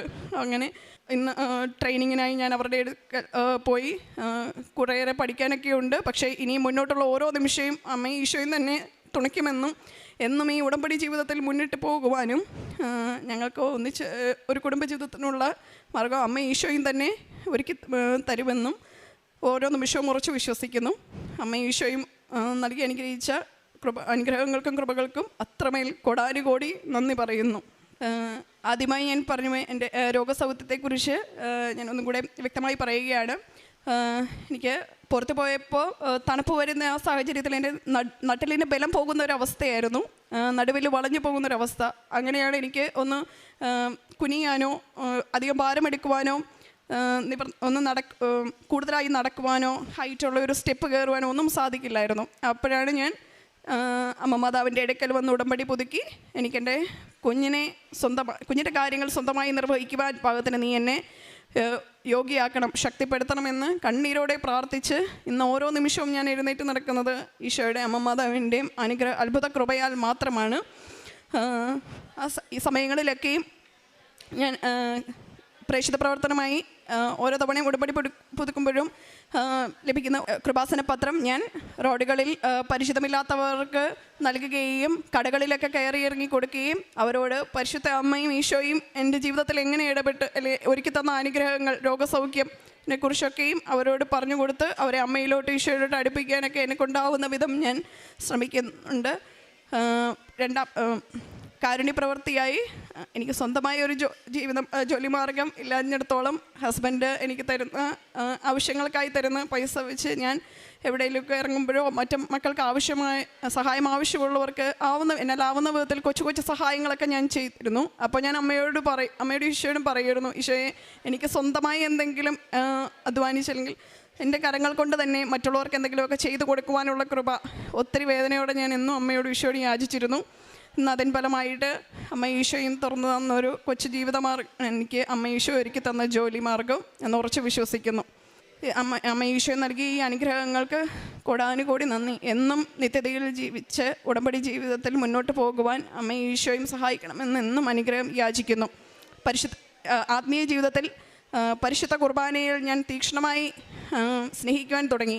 സാധിക്കുന്നിടത്തോളം ഒരു ദിവസം പങ്കുകൊണ്ടില്ലെങ്കിൽ അതൊരു വല്ലാത്തൊരു മനസ്സിന് തന്നെ ഒരു വേദനയാണ്. അപ്പോൾ സാധിക്കുന്നിടത്തോളം എല്ലാ ദിവസങ്ങളിലും പരിശുദ്ധ കുർബാനയിൽ പങ്കുകൊണ്ടിരുന്നു. ജപമാല ഞാൻ അതിന് മുന്നായി, ഉടമ്പടി ജീവിതത്തിനൊക്കെ മുന്നായി ജപമാല അത്ര അതിൻ്റെ ഒന്നും ആഴമായിട്ടുള്ള ഒരു തീക്ഷ്ണത അന്നൊന്നും തിരിച്ചറിവില്ലായിരുന്നു. പക്ഷേ ഇന്ന് സാധിക്കുന്നിടത്തോളം ബസ്സിലൊക്കെ യാത്ര ചെയ്യുമ്പോഴോ സമയം കിട്ടുമ്പോഴോ ഒക്കെ സാധിക്കുന്നിടത്തോളം ജപമാല ചൊല്ലി പ്രാർത്ഥിക്കാൻ ശ്രമിക്കുന്നു. നിയോഗം പറഞ്ഞ് പ്രാർത്ഥിച്ച് സമർപ്പിക്കാറുണ്ട്. അതിൻ്റെ ഒക്കെ ഫലമായാണ് ഇന്ന് അമ്മയും ഈശോയും ഈ അനുഗ്രഹങ്ങളൊക്കെ നൽകിയത്. പിന്നെ 2 ആഴ്ച കൂടുമ്പോൾ പരിശുദ്ധമായി കുമ്പസാരം നടത്തുവാനും ഈ ഉടമ്പടി ജീവിതത്തിൽ ഉള്ള ഓരോ നിബന്ധനകളും സാധിക്കുന്നിടത്തോളം പാലിച്ചു കൊണ്ടുപോകുവാൻ എന്നും ശ്രമിച്ചിരുന്നു. ഈ തന്ന അനുഗ്രഹങ്ങൾക്കും അത്രമേൽ അത്ഭുതകരമായി അമ്മയും ഈശോയും ജീവിതത്തിൽ ഇടപെട്ട ഓരോ സാഹചര്യങ്ങൾക്കും കൊടാനുകോടി നന്ദിയും മഹത്വവും രേഖപ്പെടുത്തുന്നു. സങ്കീർത്തനങ്ങൾ 116:10. ഞാൻ കൊടിയ ദുരിതത്തിലകപ്പെട്ടു എന്ന് പറഞ്ഞപ്പോഴും ഞാൻ എൻ്റെ വിശ്വാസം കാത്തു സൂക്ഷിച്ചു. ഷെറിൻ മാത്യു എന്ന ഈ സഹോദരി തൻ്റെ ഉടമ്പടി ജീവിതകാലത്ത് കടന്നുപോയ ഗുരുതരമായ ശാരീരിക രോഗക്ലേശങ്ങളെക്കുറിച്ചും ജോലി ഇല്ലാതിരുന്ന സാഹചര്യങ്ങളെക്കുറിച്ചും അമ്മയിൽ ആശ്രയിച്ച് പൂർണ്ണമായി ശരണപ്പെട്ട് വിശ്വാസം കാത്തുകൊണ്ട് ഉടമ്പടിയുടെ നേർച്ചവസ്തുക്കൾ ഉപയോഗിച്ചതിലൂടെ രോഗം സൗഖ്യപ്പെട്ടതും ഒരു ജോലി അമ്മ മാതാവ് മകൾക്ക് ഇണക്കിക്കൊടുത്തതുമാണ് ഈ അൾത്താരയിൽ സാക്ഷ്യപ്പെടുത്തുന്നത്. രോഗത്തിൻ്റെ തീവ്രതകളെക്കുറിച്ച് മകൾ നന്നായി നമ്മോട് പറഞ്ഞു. മരുന്നുകൊണ്ട് പ്രയോജനമില്ലാത്ത അവസ്ഥ എത്തിയത്, വിദേശ രാജ്യത്തുണ്ടായിരുന്ന ജോലിയിൽ നിന്ന് അത് ഉപേക്ഷിച്ച് നാട്ടിലേക്ക് പോരേണ്ടി വന്ന സാഹചര്യം, എത്രമേൽ പരിശ്രമിച്ചിട്ടും ഒരു തരത്തിലും വേദനയ്ക്ക് കുറവോ ശരീരത്തിന് ആരോഗ്യമോ ലഭിക്കാതെ ഇരിക്കുമ്പോഴാണ് അമ്മയുടെ അരികിൽ വരുവാൻ വേണ്ടി തന്നെയാണ് വിദേശത്തു നിന്ന് പോകുന്നതും അമ്മയുടെ അരികിൽ വന്ന് ഉടമ്പടി പുതുക്കി ഉടമ്പടി തൈലം നടുവിൽ കുരിശടയാളം വരച്ച് നിരന്തരം പ്രാർത്ഥിക്കുകയും ഉടമ്പടി ഉപ്പ് ചേർത്ത വെള്ളം ശരീരത്തിലൊഴിച്ചുകൊണ്ട് അമ്മ മാതാവിൻ്റെ സംരക്ഷണയിലും ഈശോയുടെ ശക്തിയിലും ശാരീരികാരോഗ്യം വീണ്ടെടുക്കുവാൻ വേണ്ടി മകൾ കണ്ണീരോടും നിരന്തരമായ വിശ്വസ്തതയുള്ള വിശ്വാസത്തോടും അമ്മയുടെ കരങ്ങളിൽ ഏൽപ്പിച്ചു കൊടുത്തത് മകൾക്ക് അനുഗ്രഹത്തിനും സൗഖ്യത്തിനും കാരണമായെന്ന് ഏറ്റുപറയുകയാണ്. അതോടൊപ്പം തന്നെ കുറച്ചധികം വർഷങ്ങൾ ജോലിയുമായി ബന്ധപ്പെട്ട ഗ്യാപ്പ് വന്നെങ്കിൽ കൂടിയും അവിചാരിതമായി അമ്മയുടെ കരങ്ങളിൽ കൊടുത്ത നിയോഗത്തെ മകൾ പ്രതീക്ഷിക്കാതിരുന്ന നാളുകളിൽ മകൾക്കൊരു ഇൻ്റർവ്യൂ കോളായി വരികയും അതിൻ്റെ ഓരോ അവസരത്തിലും മകൾ പറയുന്നുണ്ട്, എൻ്റെ കഴിവ് കൊണ്ടല്ല, എനിക്ക് ചോദിക്കുന്നതിനെല്ലാം ഉത്തരം പറയുവാൻ പോലും പറ്റുന്ന പ്രാപ്തിയിലല്ലായിരുന്നു ഞാൻ ആ സമയത്തുണ്ടായിരുന്നത്. എങ്കിൽ കൂടിയും അമ്മ മാതാവിൻ്റെ ഉടമ്പടി കാശുരൂപം, ജപമാല, ഉടമ്പടി പത്രം എന്നിവയൊക്കെ ചേർത്ത് പിടിച്ചാണ് അമ്മയിൽ ആശ്രയിച്ചുകൊണ്ട് ഞാൻ ഇൻ്റർവ്യൂ ഓരോന്നും പങ്കെടുത്തു. 1 മണിക്കൂർ നീണ്ടു നിന്ന അവസാനത്തെ ഇൻ്റർവ്യൂ പോലും ഞാൻ എന്ത് സംസാരിച്ചെന്ന് പോലും എനിക്കറിയില്ല. അമ്മ മാതാവും ഈശോയും തന്നെ എൻ്റെ അധരത്തിലൂടെ സംസാരിച്ചു കൊണ്ടിരുന്നു. എനിക്കത് പരിചയമില്ലാത്ത മേഖലയിലാണെങ്കിൽ കൂടിയും സുരക്ഷിതമായ ജോലിയാക്കി അമ്മ മാതാവും ഈശോയും എന്നെ സഹായിക്കുകയും ചെയ്തുവെന്ന. പ്രിയമുള്ളവരെ, നമ്മൾ ഉടമ്പടി നേർച്ചവസ്തുക്കൾ ഉപയോഗിക്കുക. ഒരു പ്രത്യേക പ്രതിസന്ധിയിൽ അകപ്പെടുമ്പോൾ ഉടമ്പടി നേർച്ചവസ്തുക്കൾ കയ്യിൽ കരുതിക്കൊണ്ട് നമ്മോടൊപ്പം ചേർത്ത് പിടിച്ച് നാം സഞ്ചരിക്കുക, അല്ലെങ്കിൽ ഇൻ്റർവ്യൂ പരീക്ഷ പങ്കെടുക്കുക എന്നൊക്കെ പറയുന്നതിൻ്റെ അർത്ഥം നമ്മൾ ദൈവനാമത്തെ മഹത്വപ്പെടുത്തിക്കൊണ്ട് ദൈവശക്തിയിൽ ആശ്രയിച്ചുകൊണ്ട് യേശു കർത്താവ് നദരം കൊണ്ട് ഏറ്റുപറയുന്നതിനൊപ്പം തന്നെ അവനെ മരിച്ചവരിൽ നിന്ന് ദൈവം ഉയർപ്പിച്ചുവെന്ന പൂർണ്ണമായ വിശ്വാസത്തോടു കൂടി നമ്മൾ ഈ നേർച്ചവസ്തുക്കൾ ഉപയോഗിക്കുമ്പോൾ അത് നമുക്ക് ദൈവസന്നിധിയിൽ അനുഗ്രഹത്തിനുള്ള അടയാളങ്ങളും കാരണവുമായി തീരുകയാണ്. അതാണ് ഈ അൾത്താരയിൽ ഈ സഹോദരി സാക്ഷ്യപ്പെടുത്തുന്നത്. എൻ്റെ കർത്താവിന് ഇന്നും സൗഖ്യപ്പെടുത്തുവാൻ കരുത്തുള്ളവനാണ്. എൻ്റെ കർത്താവിന് ഇന്നും അടഞ്ഞ വാതിലുകൾ തുറന്നു തരുവാൻ കഴിവുള്ളവനാണ്. എൻ്റെ കർത്താവിന് എൻ്റെ ഭാവി ഇന്ന് മങ്ങി നിൽക്കുമ്പോൾ, ഒരു പുതിയൊരു പ്രകാശം കാണാതെ നിൽക്കുമ്പോൾ എനിക്ക് ജോലി നൽകിക്കൊണ്ട് എൻ്റെ ജീവിതത്തെ സുരക്ഷിതമായി മുന്നോട്ട് നയിക്കുവാൻ കഴിവുള്ളവനാണ്. ആ ദൈവത്തിൽ ഞാൻ പൂർണ്ണമായി ആശ്രയിക്കുകയും അതിന് അമ്മ മാതാവിൻ്റെ കൃപയുള്ള ജീവിതം, കൃപയുള്ള മാധ്യസ്ഥം എനിക്ക് ഏറ്റവും വലിയ ശരണമായി മാറുകയും ചെയ്യുന്നു. അതിൻ്റെ സാക്ഷ്യമാണ് ഈ സഹോദരി ഈ അൾത്താരയിൽ പറഞ്ഞത്. എൻ്റെ രോഗദുരിതങ്ങളിൽ എൻ്റെ അമ്മ മാതാവും ഈശോയും സൗഖ്യപ്പെടുത്തുന്ന സാന്നിധ്യമായി ദൈവശക്തിയായി എന്നിൽ പടർന്നിറങ്ങി. എനിക്ക് ജോലിക്ക് വേണ്ടിയുള്ള പരിശ്രമത്തിൽ അമ്മ മാതാവും ഈശോയും എന്നെ സുരക്ഷിതമായി വഴി നടത്തുകയും എനിക്ക് പോലും അറിയാനാവാത്തിടങ്ങളിൽ എനിക്ക് വേണ്ടി മറുപടികൾ പറഞ്ഞു കൊടുത്ത് എനിക്കായി ജോലി നേടിത്തന്നു. ഇതൊന്നും എൻ്റെ കഴിവല്ല, ദൈവകൃപ മാത്രമാണ്. ഈ സാക്ഷ്യമാണ് ഈ അൾത്താരയിൽ ഈ സഹോദരി പങ്കുവെച്ചത്. നമുക്കും അമ്മയുടെ പ്രത്യക്ഷീകരണത്തിൻ്റെ സാക്ഷികളായി ഈ അൾത്താരയിലേക്ക് ചേർന്ന് നിൽക്കുവാൻ പറ്റും. നമ്മുടെ ജീവിതവും ഇന്ന് കടന്നു പോകുന്ന ദുഃഖ ദുരിതങ്ങളെ, രോഗക്ലേശങ്ങളെ, ജീവിത പ്രതിസന്ധികളെ പൂർണ്ണമായി അമ്മയുടെ കരങ്ങളിലേക്ക് ഏൽപ്പിച്ചു കൊടുത്ത് ഉടമ്പടി നമുക്ക് വിശ്വസ്തയോടെ ജീവിക്കുവാൻ സാധിക്കുമെങ്കിൽ ദൈവം കൂടെ നിന്ന് അനുഗ്രഹിക്കുന്നതും അനുഗമിക്കുന്നതും കൈപിടിച്ച് നടത്തുന്നതും എടുത്തുയർത്തി മഹത്വപ്പെടുത്തുന്നതും നമുക്ക് കാണുവാനാവും. ആ കൃപ നൽകണമേ എന്ന് ഈശോയുടെ മാതാവിനോട് നമുക്ക് പ്രാർത്ഥിക്കാം. ഈ മകൾക്ക് ലഭിച്ച എല്ലാ അനുഗ്രഹങ്ങൾക്കും അമ്മ മാതാവിനും തിരുക്കുമാരനും നന്ദി പറഞ്ഞുകൊണ്ട് കരങ്ങളടിച്ച് ഈ സാക്ഷ്യം നമുക്ക് സമർപ്പിക്കാം. ഹല്ലേലൂയ. എൻ്റെ പേര് അമൽ ജോസഫ്. ഞാൻ വന്നിരിക്കുന്നത് UK നിന്നാണ്. നമുക്ക് ഇവിടെ പ്രത്യക്ഷ സാക്ഷിയായിട്ട് എന്നെ ഇവിടെ നിർത്തിയതിന് മാതാവിനും ഈശോയ്ക്കും ഞാൻ പ്രത്യേകം നന്ദി പറയുന്നു. എനിക്ക് ജീവിതത്തിൽ വളരെയധികം അത്ഭുതങ്ങൾ പ്രവർത്തിച്ചിട്ടുണ്ട്. ഞാൻ സാധാരണ ഒരു ക്രിസ്ത്യാനിയായിട്ട് ജീവിച്ചു പോന്നിരുന്നു. വല്ലപ്പോഴും പള്ളിയിൽ പോവുകയും പള്ളിയുടെ ഏറ്റവും പുറകിൽ നിന്ന് പ്രാർത്ഥന കാണുകയും ചെയ്തിരുന്ന ഒരു വ്യക്തിയായിരുന്നു. എൻ്റെ ഭാര്യ 2023 ഓൺലൈൻ ഉടമ്പടി എടുത്തു. അതുവഴി എൻ്റെ മകൾക്ക് എക്സിമ അസുഖം പൂർണ്ണമായില്ല, 90% അതിൽ നിന്ന് മോചനം ലഭിച്ചു. ഇത് കണ്ട് ഞാൻ സാധാരണ രീതിയിൽ ഞാൻ മദ്യപിക്കുകയും അങ്ങനെ മറ്റ് കാര്യങ്ങളിലൊക്കെ ആയിട്ട് ഭൗതിക ജീവിതത്തിൽ പോയിക്കൊണ്ടിരുന്ന ഒരു വ്യക്തിയായിരുന്നു. അപ്പോൾ ഇത് കാണുകയുണ്ടായി. അപ്പോൾ ഞാനത് അതിൻ്റെ ആ സമയത്താണ് ഞാൻ കെയർ വിസയിലാണ് ഞാൻ അവിടെ പോയിരുന്നത്. അപ്പോൾ ഞാൻ IELTS എഴുതിക്കൊണ്ടിരിക്കുകയായിരുന്നു. എല്ലാ 2 മാസം കൂടുമ്പോഴും IELTS എഴുതുകയും അപ്പം നമുക്ക് രജിസ്റ്റേർഡ് നേഴ്സായിട്ട് വർക്ക് ചെയ്യാനുള്ളൊരു ആഗ്രഹത്തിൽ അങ്ങനെ എഴുതിക്കൊണ്ടിരുന്നു. അപ്പോൾ എനിക്കെപ്പോഴും സ്പീക്കിങ്ങിന് 7 അല്ല 7.5 കിട്ടിക്കൊണ്ടിരുന്നു. അപ്പോൾ എനിക്ക് ഒരു 3ാമത്തെ പ്രാവശ്യം ഞാൻ എഴുതിയപ്പോൾ എനിക്ക് 6.5 കിട്ടുകയുണ്ടായി. അപ്പോൾ ഞാൻ ഓർത്തു ഇതെന്താണ് എപ്പോഴും എനിക്ക് കിട്ടിക്കൊണ്ടിരുന്ന ഒരു സ്കോർ കുറഞ്ഞു പോയത്. അപ്പോൾ എൻ്റെ ഭാര്യ ചോദിക്കുകയുണ്ടായി, നിങ്ങൾ എത്ര നാളായി കുമ്പസാരിച്ചിട്ട് എന്ന്. അപ്പം ഞാൻ 2014 കല്യാണം കഴിച്ച സമയത്താണ് ഞാൻ കുമ്പസാരിച്ചത്. 2024 ഇങ്ങനൊരു ചോദ്യം ഉണ്ടായത്. 10 വർഷത്തോളം ഞാൻ കുമ്പസാരിച്ചിട്ടില്ലായിരുന്നു. അപ്പം ഞാൻ ആ സമയത്ത് ഒരു പരീക്ഷ IELTS എഴുതി വെയിറ്റ് ചെയ്തിരിക്കുകയായിരുന്നു. അപ്പം ഞാനിങ്ങനെ മനസ്സിലൊരു തീരുമാനം എടുത്തു, ഞാൻ അടുത്ത ഞായറാഴ്ച കുമ്പസാരിക്കാം, ഞാൻ കുമ്പസാരിച്ചോളാം എന്നൊരു തീരുമാനം എടുത്തു. എന്നെ ഈ പരീക്ഷയിലെങ്കിലും പാസ്സാക്കി തരണേ എന്ന് ഞാൻ പ്രാർത്ഥിച്ചു. ഞാനൊരു സാധാരണ മലയാളം മീഡിയത്തിൽ ഗവൺമെൻറ് സ്കൂളിൽ ഞാൻ പഠിച്ചതാണ്. ബേസിക്, അതായത് നമുക്ക് 17-18 മാർക്കൊക്കെ ഉണ്ടായിരുന്നുള്ളൂ പഠിച്ചിരുന്ന സമയത്ത്.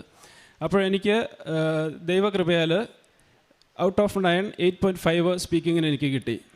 അപ്പോൾ നമ്മുടെ കഴിവുകൊണ്ടല്ലാതെ കിട്ടിയെന്ന് എനിക്ക് പൂർണ്ണ ബോധ്യമുണ്ടായി. പിന്നീട് ഞാൻ ഉടമ്പടിയിലേക്ക് പോകണം, നമുക്ക് മാനസികമായിട്ട് ഒത്തിരി തയ്യാറെടുപ്പുകളുണ്ട്. ഉടമ്പടി ജീവിക്കുക എന്നുള്ളത് നമുക്ക് ഒത്തിരി കാര്യങ്ങൾ, നമുക്ക് നല്ലൊരു ക്രിസ്ത്യാനിയായിട്ട് ജീവിക്കണം. അപ്പോൾ അങ്ങനെ ഒരു തീരുമാനം എടുക്കാൻ വേണ്ടി എനിക്ക് 2 മാസത്തോളം സമയമെടുത്തു. അതിനുശേഷം ഞാൻ ഓൺലൈൻ ഉടമ്പടി എടുക്കുകയുണ്ടായി. 2024 സെപ്റ്റംബറിൽ ഓൺലൈൻ ഉടമ്പടി എടുത്തു.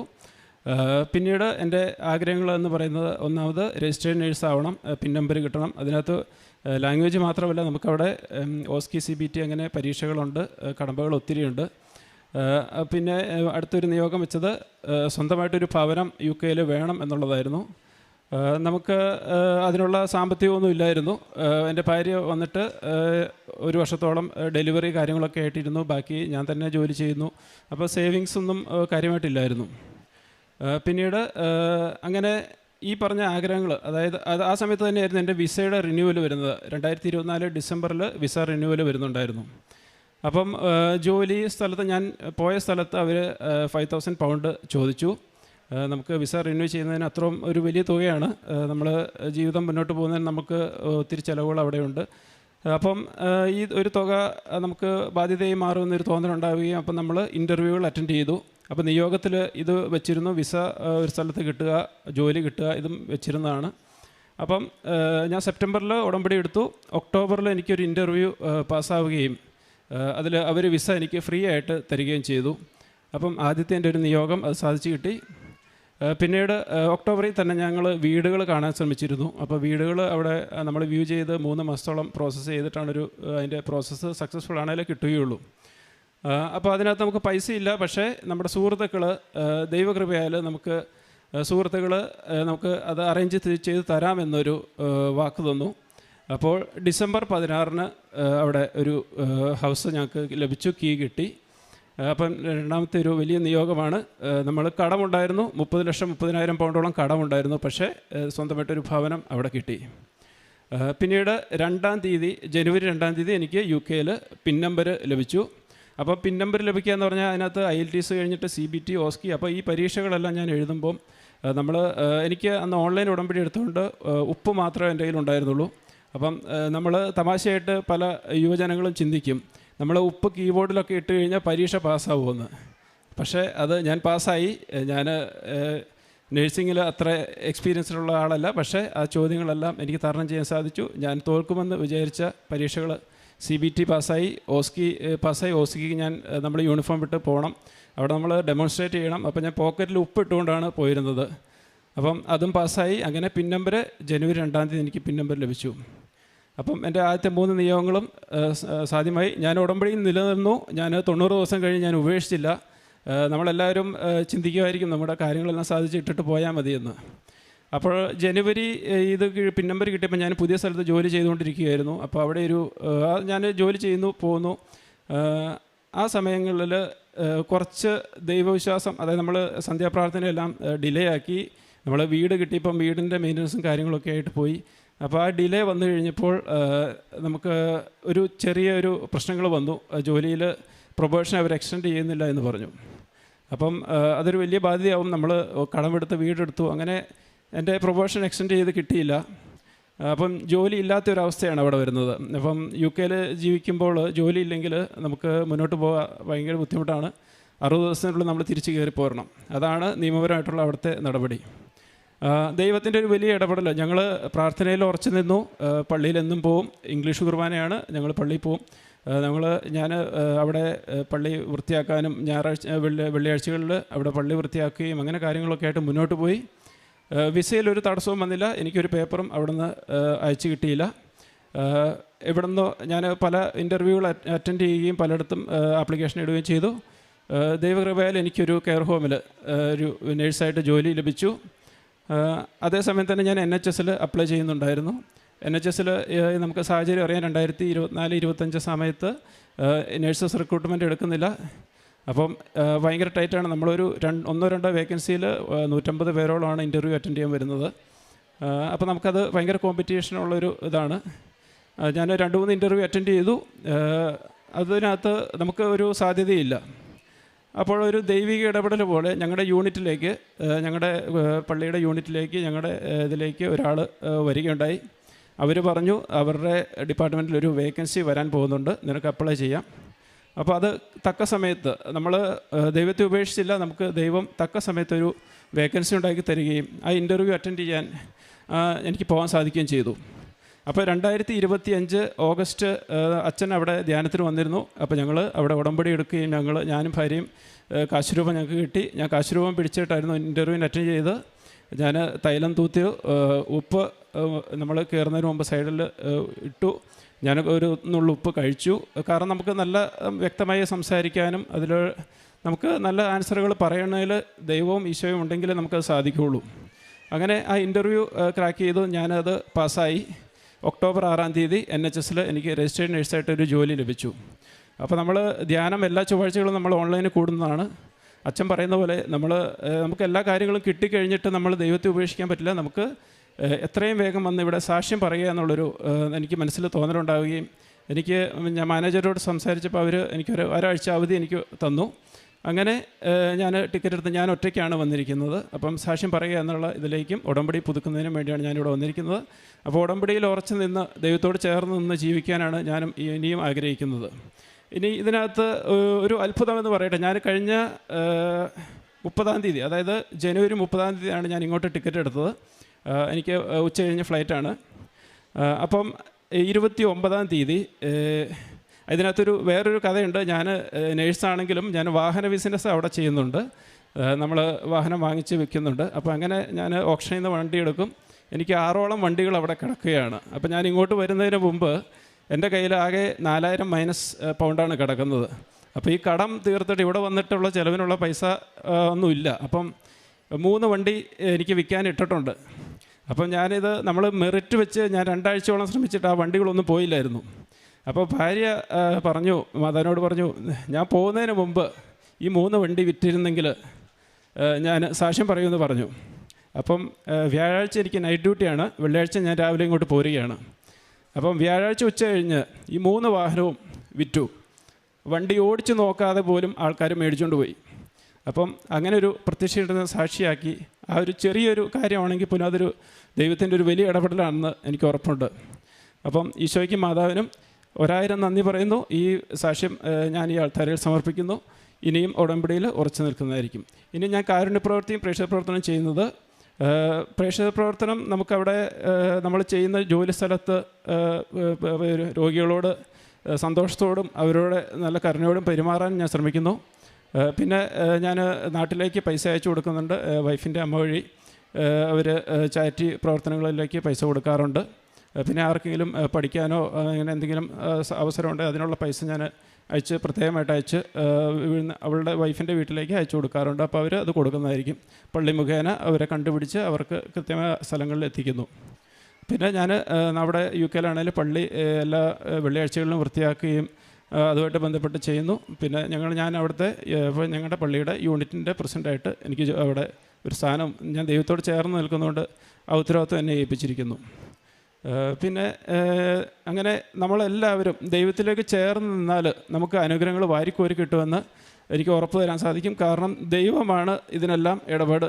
നമുക്ക് മാധ്യസ്ഥം നിൽക്കുന്നത് ഈശോയും മാതാവുമാണ്. അപ്പോൾ അല്ല നമ്മുടെ കഴിവുകൊണ്ട് നമ്മൾ മുന്നോട്ട് പോയാൽ ഒന്നും നേടുകയില്ല. തോൽവികളുണ്ടായാലും അതൊരു നല്ലൊരു വലിയൊരു ലക്ഷ്യത്തിലേക്ക് ദൈവം നമ്മളെ നയിക്കുന്നതാണ്. ഉടമ്പടിയിൽ ഉറച്ചു നിൽക്കുക. ദൈവത്തിനും ഈശോയ്ക്കും മാതാവിനും നന്ദി. സങ്കീർത്തനങ്ങൾ 38, 18, 21, 22 തിരുവചനങ്ങൾ. ഞാൻ എൻ്റെ അകൃത്യങ്ങൾ ഏറ്റുപറയുന്നു, എൻ്റെ പാപത്തെപ്പറ്റി അനുതപിക്കുന്നു. കർത്താവെ, എന്നെ കൈവിടരുതേ. എൻ്റെ ദൈവമേ, എന്നിൽ നിന്ന് അകന്നിരിക്കരുതേ. എൻ്റെ രക്ഷയായ കർത്താവെ, എന്നെ സഹായിക്കുവാൻ വേഗം വരണമേ. അമൽ ജോസഫ് എന്ന ഈ സഹോദരൻ തൻ്റെ ഉടമ്പടി ജീവിതത്തിൽ ലഭിച്ച പരിശുദ്ധമ്മയുടെയും ഈശോയുടെയും സവിശേഷമായ സംരക്ഷണത്തെയും അനുഗ്രഹങ്ങളെയുമാണ് ഈ അൾത്താരയിൽ സാക്ഷ്യപ്പെടുത്തിയത്. സഹോദരൻ ആ സാക്ഷ്യം തുടങ്ങുമ്പോൾ തന്നെ സൂചിപ്പിച്ചു, മലയാള മീഡിയത്തിൽ സാധാരണ സ്കൂളിൽ പഠിച്ച് ഒരു ആവറേജ് മാർക്കോടുകൂടി പഠനം നാട്ടിൽ പൂർത്തീകരിച്ച് UK പോയ വ്യക്തിയാണ്. അവിടെ ചെന്ന് കഴിഞ്ഞ കെയർ വിസയിൽ ഇങ്ങനെ ജോലികളൊക്കെ ആയി പോകുന്നു. IELTS ഒത്തിരി തവണ എഴുതി അത് ക്ലിയർ ചെയ്യുന്നില്ല. അതുകൊണ്ട് രജിസ്റ്റേർഡ് നേഴ്സായി ജോലി എടുക്കണമെന്ന് ആഗ്രഹമുണ്ടെങ്കിലും അതൊന്നും സാധിക്കാതിരുന്ന നാളുകളിലാണ് അമ്മ മാതാവിൻ്റെ ഉടമ്പടിയെക്കുറിച്ച് അറിയുന്നത്. അത് ജീവിത പങ്കാളിക്ക് എടുത്ത ഉടമ്പടിയിലൂടെ കുഞ്ഞിന് ലഭിച്ച രോഗത്തിൻ്റെ സൗഖ്യത്തിലൂടെയാണ് വിശ്വാസം പകർന്നു കിട്ടുന്നത്. അതിലൂടെ ഓൺലൈൻ ഉടമ്പടി എടുത്ത് പിന്നീട് പരീക്ഷകളിലേക്ക് പോകുന്നത്, ഓരോ പരീക്ഷകളും വിജയിക്കുന്നത്, RN നേഴ്സായി അപ്രൂവൽ ലഭിക്കുന്നത്, NHSൽ ജോലി ലഭിക്കുന്നത്. അങ്ങനെ ആ സാക്ഷ്യത്തിൽ പടിപടിയായി ഉടമ്പടിയിൽ വിശ്വാസമർപ്പിക്കുകയും ഉടമ്പടി ജീവിതത്തിൻ്റെ ഭാഗമായി വിശ്വസ്തതയിൽ ആഴപ്പെടുത്തി ജീവിക്കുകയും ചെയ്യുമ്പോൾ അമ്മ മാതാവും ഈശോയും കരം പിടിച്ചുകൊണ്ട് പ്രതിസന്ധികളിൽ നിന്നും കൂടുതൽ സുഗമമായ ജീവിതാവസ്ഥകളിലേക്ക് സഹോദരനെ കൈപിടിച്ച് നടത്തിയതിൻ്റെ സാക്ഷ്യമാണിത്. ഓരോ തവണയും എടുത്തു പറയുന്നുണ്ട്, ഒരു പരീക്ഷയും എൻ്റെ കഴിവ് കൊണ്ടല്ല, അമ്മ മാതാവിൻ്റെയും ഈശോയുടെയും കൃപയാൽ മാത്രം എനിക്ക് സാധിച്ചതാണ്. എനിക്കത്രയേറെ വിഷയത്തിൻ്റെ പ്രാവീണ്യമോ നേഴ്സിംഗ് സ്കില്ലോ ഭാഷാ പരിജ്ഞാനമോ എനിക്കില്ല. എങ്കിലും എൻ്റെ അമ്മ മാതാവ് ഏതൊരു പരീക്ഷയ്ക്ക് ഞാൻ ചെന്നിരിക്കുമ്പോഴും എന്നെ സഹായിക്കുകയും ഞാൻ വിശ്വാസ പ്രഖ്യാപനത്തിൻ്റെ ഭാഗമായി ഉടമ്പടി ഉപ്പ് ഞാൻ വിതറി പ്രാർത്ഥിച്ചു കൊണ്ടത് അറ്റൻഡ് ചെയ്യുമ്പോൾ യാതൊരു തടസ്സവും ക്ലേശവുമില്ലാതെ വിജയിക്കുവാൻ എന്നെ സഹായിക്കുകയും ചെയ്യുന്നുവെന്ന്. പ്രിയമുള്ളവരെ, ഉടമ്പടി നമ്മളെ ഓരോരുത്തരെയും ദൈവത്തിന് ഉടമസ്ഥതയുള്ള മക്കളായി വ്യക്തികളായി മാറ്റുന്നു. ഉടമ്പടി നമ്മുടെ വിശ്വാസത്തെ മൂർച്ചയുള്ളതും ആഴപ്പെടുത്തുന്നതും പൂർണ്ണമായി ദൈവത്തിൽ ശരണപ്പെടുത്തുന്ന നമ്മുടെ ജീവിതത്തിൻ്റെ രീതികളായി നമുക്ക് മാറ്റുന്നു. വെറുതെ എന്തെങ്കിലും പറയുന്നതല്ല പ്രാർത്ഥന, മറിച്ച് ഞാൻ എൻ്റെ ദൈവത്തെ കണ്ടുമുട്ടി അനുഭവത്തോടു കൂടി ദൈവത്തെ വിളിക്കുന്നതാണ് പ്രാർത്ഥനയെന്ന് ഉടമ്പടി ജീവിതത്തിലൂടെ നമ്മളെ ബോധ്യപ്പെടുത്തുന്നു. ഏറെ നാൾ പരിശ്രമിച്ച് ഉടമ്പടിയിൽ ജീവിച്ചിട്ടും ഒന്നും കിട്ടാതിരിക്കുമ്പോൾ സഹോദരൻ തന്നെ ഇടയ്ക്ക് ചോദിക്കുന്നുണ്ട് എന്താ പ്രശ്നമെന്ന്. പ്രശ്നം ഭാര്യയാണ് പറഞ്ഞു കൊടുക്കുന്നത്. കുമ്പസാരിച്ചിട്ട് എത്ര നാളായി? ഉടമ്പടിയുടെ മാൻഡേറ്ററിയാണ് അനുതാപത്തോടു കൂടി ഹൃദയശുദ്ധിയോടു കൂടി ഉടമ്പടി ജീവിക്കുക എന്നുള്ളത്. അതിൽ നമുക്ക് യാതൊരു ഒഴിവുകഴിവുമില്ല. പുറമെയുള്ളൊരു അഭിനയമല്ല ആത്മീയ ജീവിതം, മറിച്ച് ആന്തരികമായ പരിവർത്തനത്തിലൂടെ ദൈവനാമത്തെ മഹത്വപ്പെടുത്തുവാൻ നമ്മളെ തന്നെ പൂർണ്ണമായി വിട്ടുകൊടുക്കുന്ന ഒരു ആത്മീയ ഷിഫ്റ്റിൻ്റെ തലമാണ് നമുക്ക് ഉടമ്പടി ജീവിതം എന്നത്. അതുകൊണ്ട് തന്നെ ഉടമ്പടിയിലേക്ക് പ്രവേശിക്കുമ്പോൾ ആദ്യമെടുക്കേണ്ട തീരുമാനം അനുതപിക്കുവാൻ തയ്യാറാവുന്നു. എൻ്റെ പാപങ്ങളെ വെറുത്തുപേക്ഷിക്കുവാൻ തയ്യാറാവുന്നു. ആരോടെങ്കിലും എനിക്ക് വെറുപ്പോ വിദ്വേഷമോ ഉണ്ടെങ്കിൽ, വേദനിപ്പിച്ചിട്ടുണ്ടെങ്കിൽ, അനർഹമായി കൈക്കലാക്കിയിട്ടുണ്ടെങ്കിൽ അതൊക്കെ എന്താണോ ചെയ്യേണ്ടത് നീതിപൂർവകം ദൈവസ്നേഹത്തോടു കൂടി ചെയ്യുവാൻ ഞാൻ തയ്യാറാവുന്നു. അങ്ങനെ ദൈവത്തിനു മുമ്പിൽ എളിമപ്പെടുവാനും വിശുദ്ധിയുള്ളവരായി വ്യാപരിക്കുവാനും നാം തയ്യാറാവുകയും നമ്മളെ വിട്ടുകൊടുക്കുകയും ചെയ്താൽ ഉടമ്പടി നമുക്കെപ്പോഴും അനുഗ്രഹത്തിൻ്റെ വഴികൾ നിരന്തരം തുറന്നു തന്നുകൊണ്ടിരിക്കും. സഹോദരൻ പറയുന്നുണ്ട്, ചുരുക്ക നാളുകൾക്കുള്ളിൽ ഒത്തിരി പരീക്ഷകൾ മാൻഡേറ്ററി ആയിട്ടുള്ളത് കടന്നുപോയെന്ന്, എല്ലാം വിജയം കൊണ്ട് ദൈവം അനുഗ്രഹിച്ചുവെന്ന്. നാട്ടിലേക്ക് പോരുവാൻ നിൽക്കുമ്പോൾ പോലും മൂന്നാല് വാഹനങ്ങൾ വിൽക്കുവാൻ കിടപ്പുണ്ട്, അക്കൗണ്ടിൽ പണവുമില്ല. അത് തലേ ദിവസവും ഭാര്യയും ഭർത്താവും രണ്ടുപേരും പറയുന്നുണ്ട്, അമ്മ മാതാവ് സഹായിച്ചിരുന്നെങ്കിൽ, എനിക്കിത് വിറ്റുപോയിരുന്നെങ്കിൽ നാട്ടിലേക്കുള്ള യാത്ര പോലും എനിക്ക് സുഗമമാകുമായിരുന്നു. ആ സഹോദരൻ സാക്ഷ്യപ്പെടുത്തി, പോരുന്നതിൻ്റെ തലേദിനം വണ്ടിയൊന്നും ഓടിച്ചു പോലും നോക്കാതെ 3 വാഹനങ്ങൾ വേഗത്തിൽ വിറ്റുപോയെന്ന്. ദൈവം നമ്മളെ കാണുകയും ദൈവത്തിന് നമ്മൾ പ്രിയങ്കരനായി മാറുകയും ചെയ്താൽ ജീവിതത്തിൻ്റെ ഏത് കഷ്ടപ്പാടിൻ്റെ നിമിഷത്തിലും വിളിച്ചു പറഞ്ഞാൽ കൂടെ നിന്ന് നമുക്ക് വേണ്ടി സഹായിക്കുന്ന ദൈവിക സാന്നിധ്യത്തെ അനുഭവിക്കുവാനാവും. ഈശ്വനാഥനും അമ്മ മാതാവും അങ്ങനെ കൂടെ നിന്ന് നമ്മുടെ ജീവിതത്തോട് സംവേദിക്കുന്നവരാണ്, പ്രവർത്തിക്കുന്നവരാണ്, ഇടപെടുന്നവരാണ്. ഉടമ്പടിയുടെ പ്രത്യേകത ഇത് അനുഗ്രഹത്തിൻ്റെ കലവറ ഇങ്ങനെ തുറക്കുന്നത് പോലെ തന്നെയാണ്. ജീവിതത്തിൻ്റെ ഏതൊരു മേഖലയെ ദൈവകരങ്ങളിൽ ഏൽപ്പിച്ചു കൊടുത്താലും നമ്മുടെ ട്രാക്ക് ക്ലിയർ ആണെങ്കിൽ ദൈവം കൂടെ നിന്ന് അടയാളങ്ങളിലൂടെ ജീവിതത്തെ സ്പർശിക്കുന്നതിന് അമാന്തിക്കില്ല, കൂടെ നിന്ന് പ്രവർത്തിച്ചുകൊണ്ടിരിക്കും. അതിൻ്റെ തുടർച്ചയായ സാക്ഷ്യങ്ങളും അനുഭവങ്ങളുമാണ് സഹോദരൻ ഈ അൾത്താരയിൽ ഏറ്റുപറയുന്നത്. പ്രിയമുള്ളവരെ, നമ്മുടെ ജീവിതങ്ങളെ അമ്മ മാതാവിൻ്റെ തിരുനടയിൽ ഒന്ന് പരിശോധിക്കാം. കുറവുകളെ പരിഹരിച്ചുകൊണ്ട് ദൈവസന്നിധിയിൽ അനുദപിച്ചുകൊണ്ട് നമ്മുടെ ആത്മശരീരങ്ങളെ വിശുദ്ധീകരിക്കാം. നമ്മുടെ പെരുമാറ്റ രീതികളെയും ബന്ധങ്ങളെയും കർത്താവിൻ്റെ അൾത്താരയിൽ പരിശോധിക്കാം. അതിൻ്റെ കുറവുകളെ നിശ്ചയം പരിഹരിച്ചുകൊണ്ട് ദൈവനാമത്തെ മഹത്വപ്പെടുത്തും വിധം ജീവിതത്തെ വിശുദ്ധീകരിക്കുവാൻ നമുക്ക് തീരുമാനമെടുക്കാം, തയ്യാറാകാം.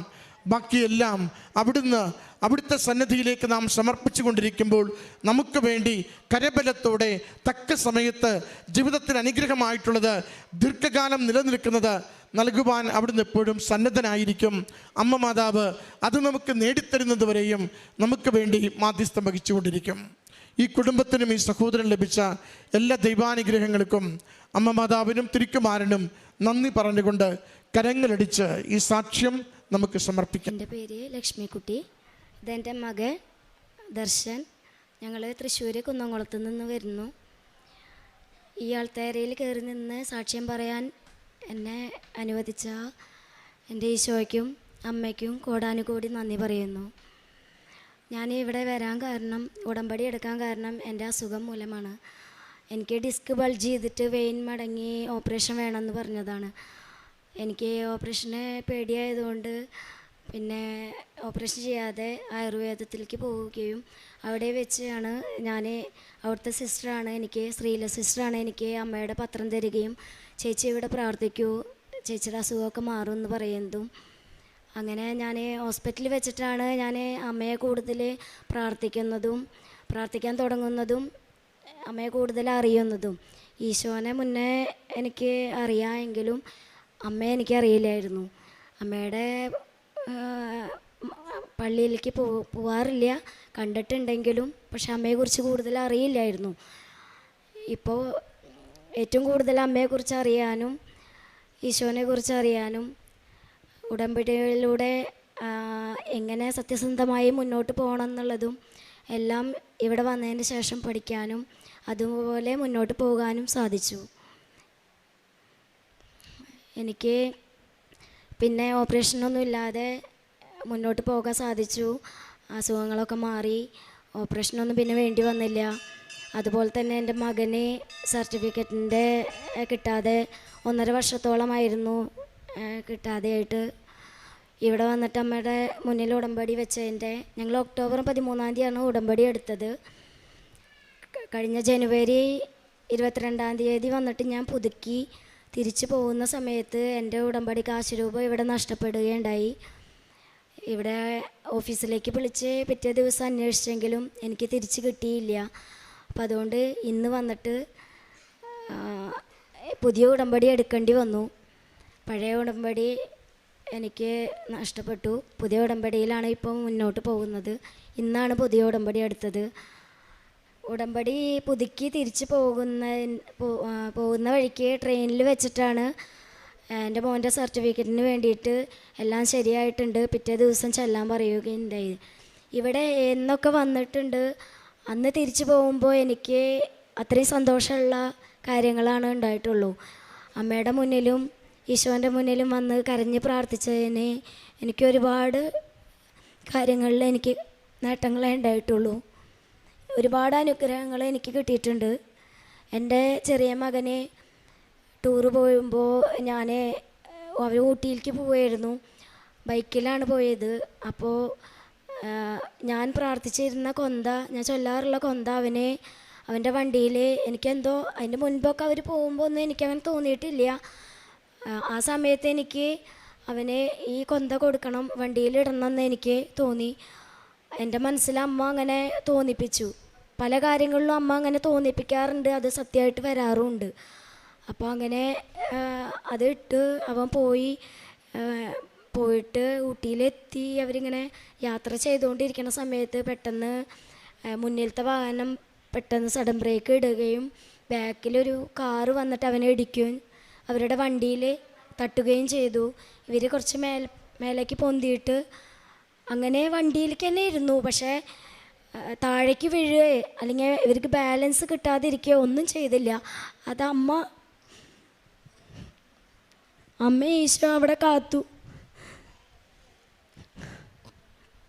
അതുകൊണ്ടായിരിക്കാം എനിക്ക് അമ്മയുടെ ഇവിടുത്തെ കൊന്ത ഞാൻ ചൊല്ലിക്കൊണ്ടിരുന്ന അത്ര സത്യമുള്ള കൊന്ത എനിക്ക് കൊടുത്തു വിടാൻ തോന്നിപ്പിച്ചതും ഒക്കെ അമ്മയായിട്ട് തോന്നിപ്പിച്ചതാണ്. എൻ്റെ മകനെ ഒരു പോറൽ പോലെ ഏൽക്കാതെ അപ്പോഴൊന്നും ഞാൻ അറിഞ്ഞിട്ടില്ല. വന്നു കഴിഞ്ഞ് പിറ്റേ ദിവസമാണ് എൻ്റെ അടുത്ത് പറയുന്നതും. പക്ഷേ എനിക്ക് ഭയങ്കര സമാധാനക്കേടായിരുന്നു. ഇടയ്ക്കിടയ്ക്ക് ഞാൻ വിളിച്ച് ചോദിക്കും, കുഴപ്പമൊന്നുമില്ലല്ലോ. അപ്പം ഇല്ല, കുഴപ്പമൊന്നുമില്ല, അവരൊന്നും പറഞ്ഞില്ല. പക്ഷേ തിരിച്ച് വന്ന് പിറ്റേ ദിവസമാണ് എൻ്റെ അടുത്ത് അമ്മ വിഷമിക്കണ്ടെന്ന് പറഞ്ഞിട്ട് മോനാണ് എൻ്റെ അടുത്ത് പറഞ്ഞത് ഇങ്ങനെയൊക്കെ ഉണ്ടായി എന്നുള്ള പറയുന്നതും. പിന്നെ ചെറിയ മോൻ കൃത്യമായിട്ട് പറയുകയും കൂടി ചെയ്തപ്പോൾ എത്ര നന്ദി പറഞ്ഞാലും അമ്മയോട് ഈശോനോട് എത്ര നന്ദി പറഞ്ഞാലും എനിക്ക് മതിയാവില്ല. ഒരുപാട് അനുഗ്രഹങ്ങൾ എനിക്ക് വേറെയും ചെറുതും വലുതുമായിട്ടുള്ള ഒരുപാട് അനുഭവങ്ങൾ എൻ്റെ ജീവിതത്തിൽ ഉണ്ടായിട്ടുണ്ട്. ഞാൻ സ്കൂളിൽ വർക്ക് ചെയ്യുകയാണ്. അവിടെ സ്കൂളിലുള്ളവർക്ക് വേണ്ടിയിട്ടും ഞാൻ ഒരുപാട് പേർക്ക് വേണ്ടിയിട്ട് പ്രാർത്ഥിക്കാറുണ്ട്. പിന്നെ പത്രം കൊടുക്കാൻ പോകുമ്പോൾ അവിടെയുള്ള പത്രം കൊടുക്കുന്ന ചേച്ചിമാർക്ക്, അത്രയും വയ്യാത്ത അവസ്ഥയിലുള്ളവർക്ക്, അവർക്ക് വേണ്ടിയിട്ടും ഞാൻ പ്രാർത്ഥിക്കാറുണ്ട്.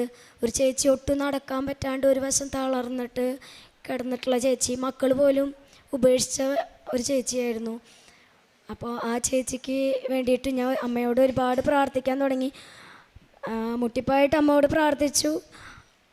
അവരെ ഇടയ്ക്കിടയ്ക്ക് വിളിക്കും, അവരുടെ കാര്യങ്ങൾ അന്വേഷിക്കും. അവർക്കിപ്പോൾ മെല്ലെ പിടിച്ച് നടക്കാനും എല്ലാം പറ്റുന്നുണ്ട്. ഇനിയെല്ലാം പഴയ പോലെ ആയിട്ട് എനിക്ക് അവരെ കൊണ്ടുവരണം. എൻ്റെ കൂടെ വരാമെന്നാണ് പറഞ്ഞിരിക്കുന്നത്. ലക്ഷ്മി എന്നെ കൊണ്ടുപോയാൽ മതി എന്നാണ് പറഞ്ഞിരിക്കുന്നത്. ഇപ്പം ഞാൻ ഉടമ്പടി പുതുക്കാൻ വേണ്ടി വരുമ്പോൾ ജനുവരിയിൽ വരുമ്പോൾ 22-ാം തീയതി വരുമ്പോൾ എൻ്റെ സ്കൂളിലത്തെ ഒരു ടീച്ചർ വന്നു, ഉടമ്പടി എടുത്തു. ഇപ്പം ഇന്ന് ഞാൻ പുതിയ ഉടമ്പടി എടുക്കാൻ വരുമ്പോൾ എൻ്റെ കൂടെ ഒരു ഫാമിലിയും പിന്നെ വേറൊരു ചേട്ടനും വന്നു.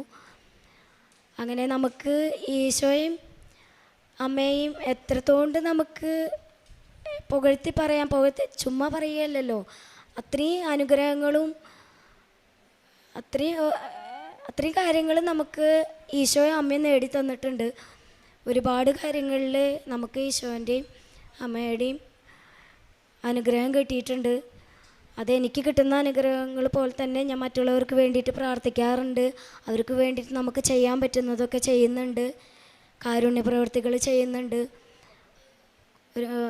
ഇപ്പം ഈ ഹോസ്പിറ്റലിൽ കിടക്കുന്ന ചേച്ചിക്ക് വീട്ടിൽ ചെന്ന് കയറിയ അവർക്ക് താമസിക്കുമ്പോൾ അവർക്ക് അവിടെ ഒരു മറ പോലും ഇല്ല എന്ന് പറഞ്ഞു. അതിന് വേണ്ട കാര്യങ്ങളൊക്കെ ചെയ്തു കൊടുത്തു.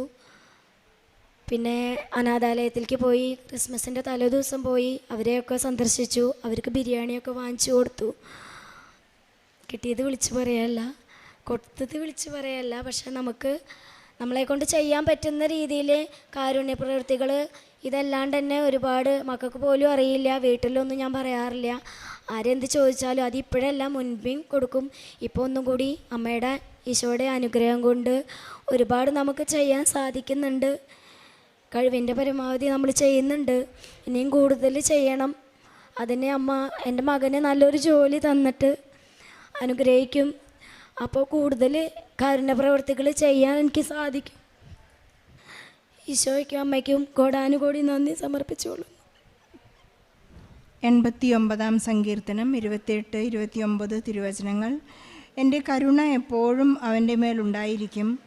അവനോടുള്ള എൻ്റെ ഉടമ്പടി അചഞ്ചലമായി നിലനിൽക്കും. ഞാൻ അവൻ്റെ വംശത്തെ ശാശ്വതമാക്കും. ലക്ഷ്മിക്കുട്ടി എന്ന ഈ മകൾക്ക് പരിശുദ്ധ അമ്മയുടെ മാധ്യസ്ഥതയിലൂടെ മകനും തനിക്ക് തന്നെയും കുടുംബത്തിനും ലഭിച്ച വലിയ വലിയ അനുഗ്രഹങ്ങൾക്ക് നന്ദി പറയാനാണ് പ്രത്യക്ഷീകരണ സാക്ഷ്യവുമായി പരിശുദ്ധ അമ്മ പ്രത്യക്ഷപ്പെട്ട ഈ അൾത്താരയിൽ എന്നീ മകളും മകൻ ദർശനും കൂടി ഇവിടെ വന്നിരിക്കുന്നത്. സമയച്ചുരുക്കത്തിൻ്റെ അമ്മ അവരുടെ ജീവിതഭാരങ്ങൾ ലഘൂകരിച്ച് അവർക്ക് വലിയ സൗഖ്യവും സമാധാനവും നൽകിയതിൻ്റെ ഒരു വലിയ സാക്ഷ്യമാണ്. ലക്ഷ്മിക്കുട്ടി വളരെ നിഷ്കളങ്കമായി പ്രാർത്ഥിക്കുകയും ഈശോ വലിയ വലിയ അത്ഭുതങ്ങൾ അവരുടെ ജീവിതത്തിൽ നടത്തുകയും അത്ഭുതങ്ങൾ ചെയ്യുകയും ചെയ്ത ഒരു വലിയ സാക്ഷ്യം നമുക്ക് കേൾക്കാൻ സാധിച്ചു. ലക്ഷ്മിക്കുട്ടിക്ക് ഡിസ്ക് ബൾജി വന്ന് വളരെയധികം വേദനയുടെ നടുവിൽ പലധികം ട്രീറ്റ്മെൻറ്റുകൾ ചെയ്ത് ആയുർവേദം അങ്ങനെ പല ട്രീറ്റ്മെൻറ്റുകളും ചെയ്ത് അതെല്ലാം വൈദ്യശാസ്ത്രം കൈവിട്ടപ്പോഴാണ് ഒരു കൃപാസന പത്രത്തിലൂടെ അമ്മ ഇവിടെ എത്തുകയും ഉടമ്പടിയെടുത്ത് പ്രാർത്ഥിക്കുകയും ചെയ്തത്. വളരെ പെട്ടെന്നായിരുന്നു ഈ മകളുടെ സൗഖ്യം എന്ന് സാക്ഷ്യപ്പെടുത്തുന്നു. പരിശുദ്ധ അമ്മയോട് വളരെ സ്നേഹത്തോടുകൂടി പ്രാർത്ഥിച്ച് ഈശോയോടുള്ള ആ വിശ്വാസം ഏറ്റുപറഞ്ഞ് വിശ്വാസ പ്രമാണം ചൊല്ലിക്കൊണ്ട് നേർച്ച വസ്തുക്കൾ ഉപയോഗിച്ചതിൻ്റെ ഫലമായി വളരെ പെട്ടെന്ന് ഈ മകൾക്ക് സൗഖ്യം ലഭിച്ചു എന്ന് ഏറ്റുപറയുന്നു. അതുപോലെ തന്നെ ആദ്യത്തെ പുതുക്കൽ കഴിഞ്ഞ് വളരെ പെട്ടെന്ന് തന്നെ മകൻ്റെ എല്ലാ അക്കാഡമിക് ഡോക്യുമെൻറ്റ്സ് അവന് നഷ്ടപ്പെട്ടിരുന്നു. അവർ വളരെ ശക്തമായി പ്രാർത്ഥിക്കുകയും ഇവന് കൂടെയുള്ള മറ്റു കുട്ടികളുടെയും എല്ലാ ഡോക്യുമെൻറ്റുകളും വിത്തൽഡായിരുന്നു. പക്ഷേ ഇവർ പ്രാർത്ഥിച്ച് വളരെ ഉടനെ തന്നെ അവർ അവിടെ ചെന്ന് ഇവിടെയുള്ള നേർച്ച വസ്തുക്കൾ കൈപിടിച്ച് പോയി അവർ പ്രാർത്ഥിച്ചപ്പോൾ അവർക്ക് വളരെയധികം മനസ്താപം വളരെയധികം വിഷമം തോന്നി. അവർക്ക് വളരെ പെട്ടെന്ന് തന്നെ ഇവരുടെ ഡോക്യുമെൻ്റ് കൈപ്പറ്റാനായിട്ട് അവർക്ക് സാധിച്ചു എന്ന് സാക്ഷ്യപ്പെടുത്തുന്നു. എത്ര വലിയ ജീവിതത്തെ ഭാരപ്പെടുത്തുന്ന സംഗതികളായാലും പരിശുദ്ധ അമ്മ നമുക്ക് വേണ്ടി മുൻപേ സഞ്ചരിക്കുന്നതായി നമുക്ക് ഓരോ സാക്ഷ്യത്തിലും കാണാനായിട്ട് സാധിക്കും. അതുപോലെ തന്നെ ലക്ഷ്മിക്കുട്ടി പറയുകയുണ്ടായി, ഞാൻ എങ്ങോട്ടെങ്കിലും തിരിയുമ്പോൾ അല്ലെങ്കിൽ ഒരു ആക്സിഡൻ്റ് ഉണ്ടാകാൻ പോകുമ്പോൾ തന്നെ എനിക്ക് അമ്മയുടെ സ്വരം കേൾക്കാൻ സാധിക്കുന്നുണ്ട്. അതിന് മുന്നോടിയായി എനിക്ക് എന്തെങ്കിലും ചെയ്യാനും പരിശുദ്ധാത്മാവിൻ്റെ പ്രചോദനങ്ങളോട് ഉത്തരം പറയുവാനും റെസ്പോണ്ട് ചെയ്യാനും എനിക്ക് സാധിക്കുന്നുണ്ടെന്ന് ലക്ഷ്മിക്കുട്ടി ഏറ്റുപറയുകയാണ്. നമ്മൾ സുവിശേഷത്തിൽ വായിക്കുന്നത് പോലെ നഥാനയേലിനെ കണ്ട് ഈശോ പറയുന്നുണ്ട്, നിഷ്കളങ്കനായ ഇസ്രായേൽക്കാരൻ എന്ന്. ഈശോ അദ്ദേഹത്തോട് സ്വർഗം പോലും വാഗ്ദാനം ചെയ്യുന്നുണ്ട്. നീ സ്വർഗത്തിൽ മാലാഖമാർ കയറി ഇറങ്ങുന്നതെല്ലാം നീ കാണും, സ്വർഗം കാണും, നിനക്കത് കാണാൻ സാധിക്കുമെന്നെല്ലാം ഈശോ നഥാനയേലിനോട് ഹൃദയവിശുദ്ധി ഉള്ളതുകൊണ്ടാണ് അങ്ങനെ ഒരു വാഗ്ദാനം നൽകിയത്. ലക്ഷ്മിക്കുട്ടിയുടെ ഹൃദയവിശുദ്ധിക്ക് ഈശോ നൽകിയ വലിയ സമ്മാനങ്ങൾ, വളരെ നിഷ്കളങ്കമായ പ്രാർത്ഥനയ്ക്ക് ഈശോ ഉത്തരം നൽകുകയാണ്. ഈശോ തന്നെ അഷ്ടഭാഗ്യങ്ങളിൽ നമ്മോട് അരുളി ചെയ്യുന്നുണ്ട്.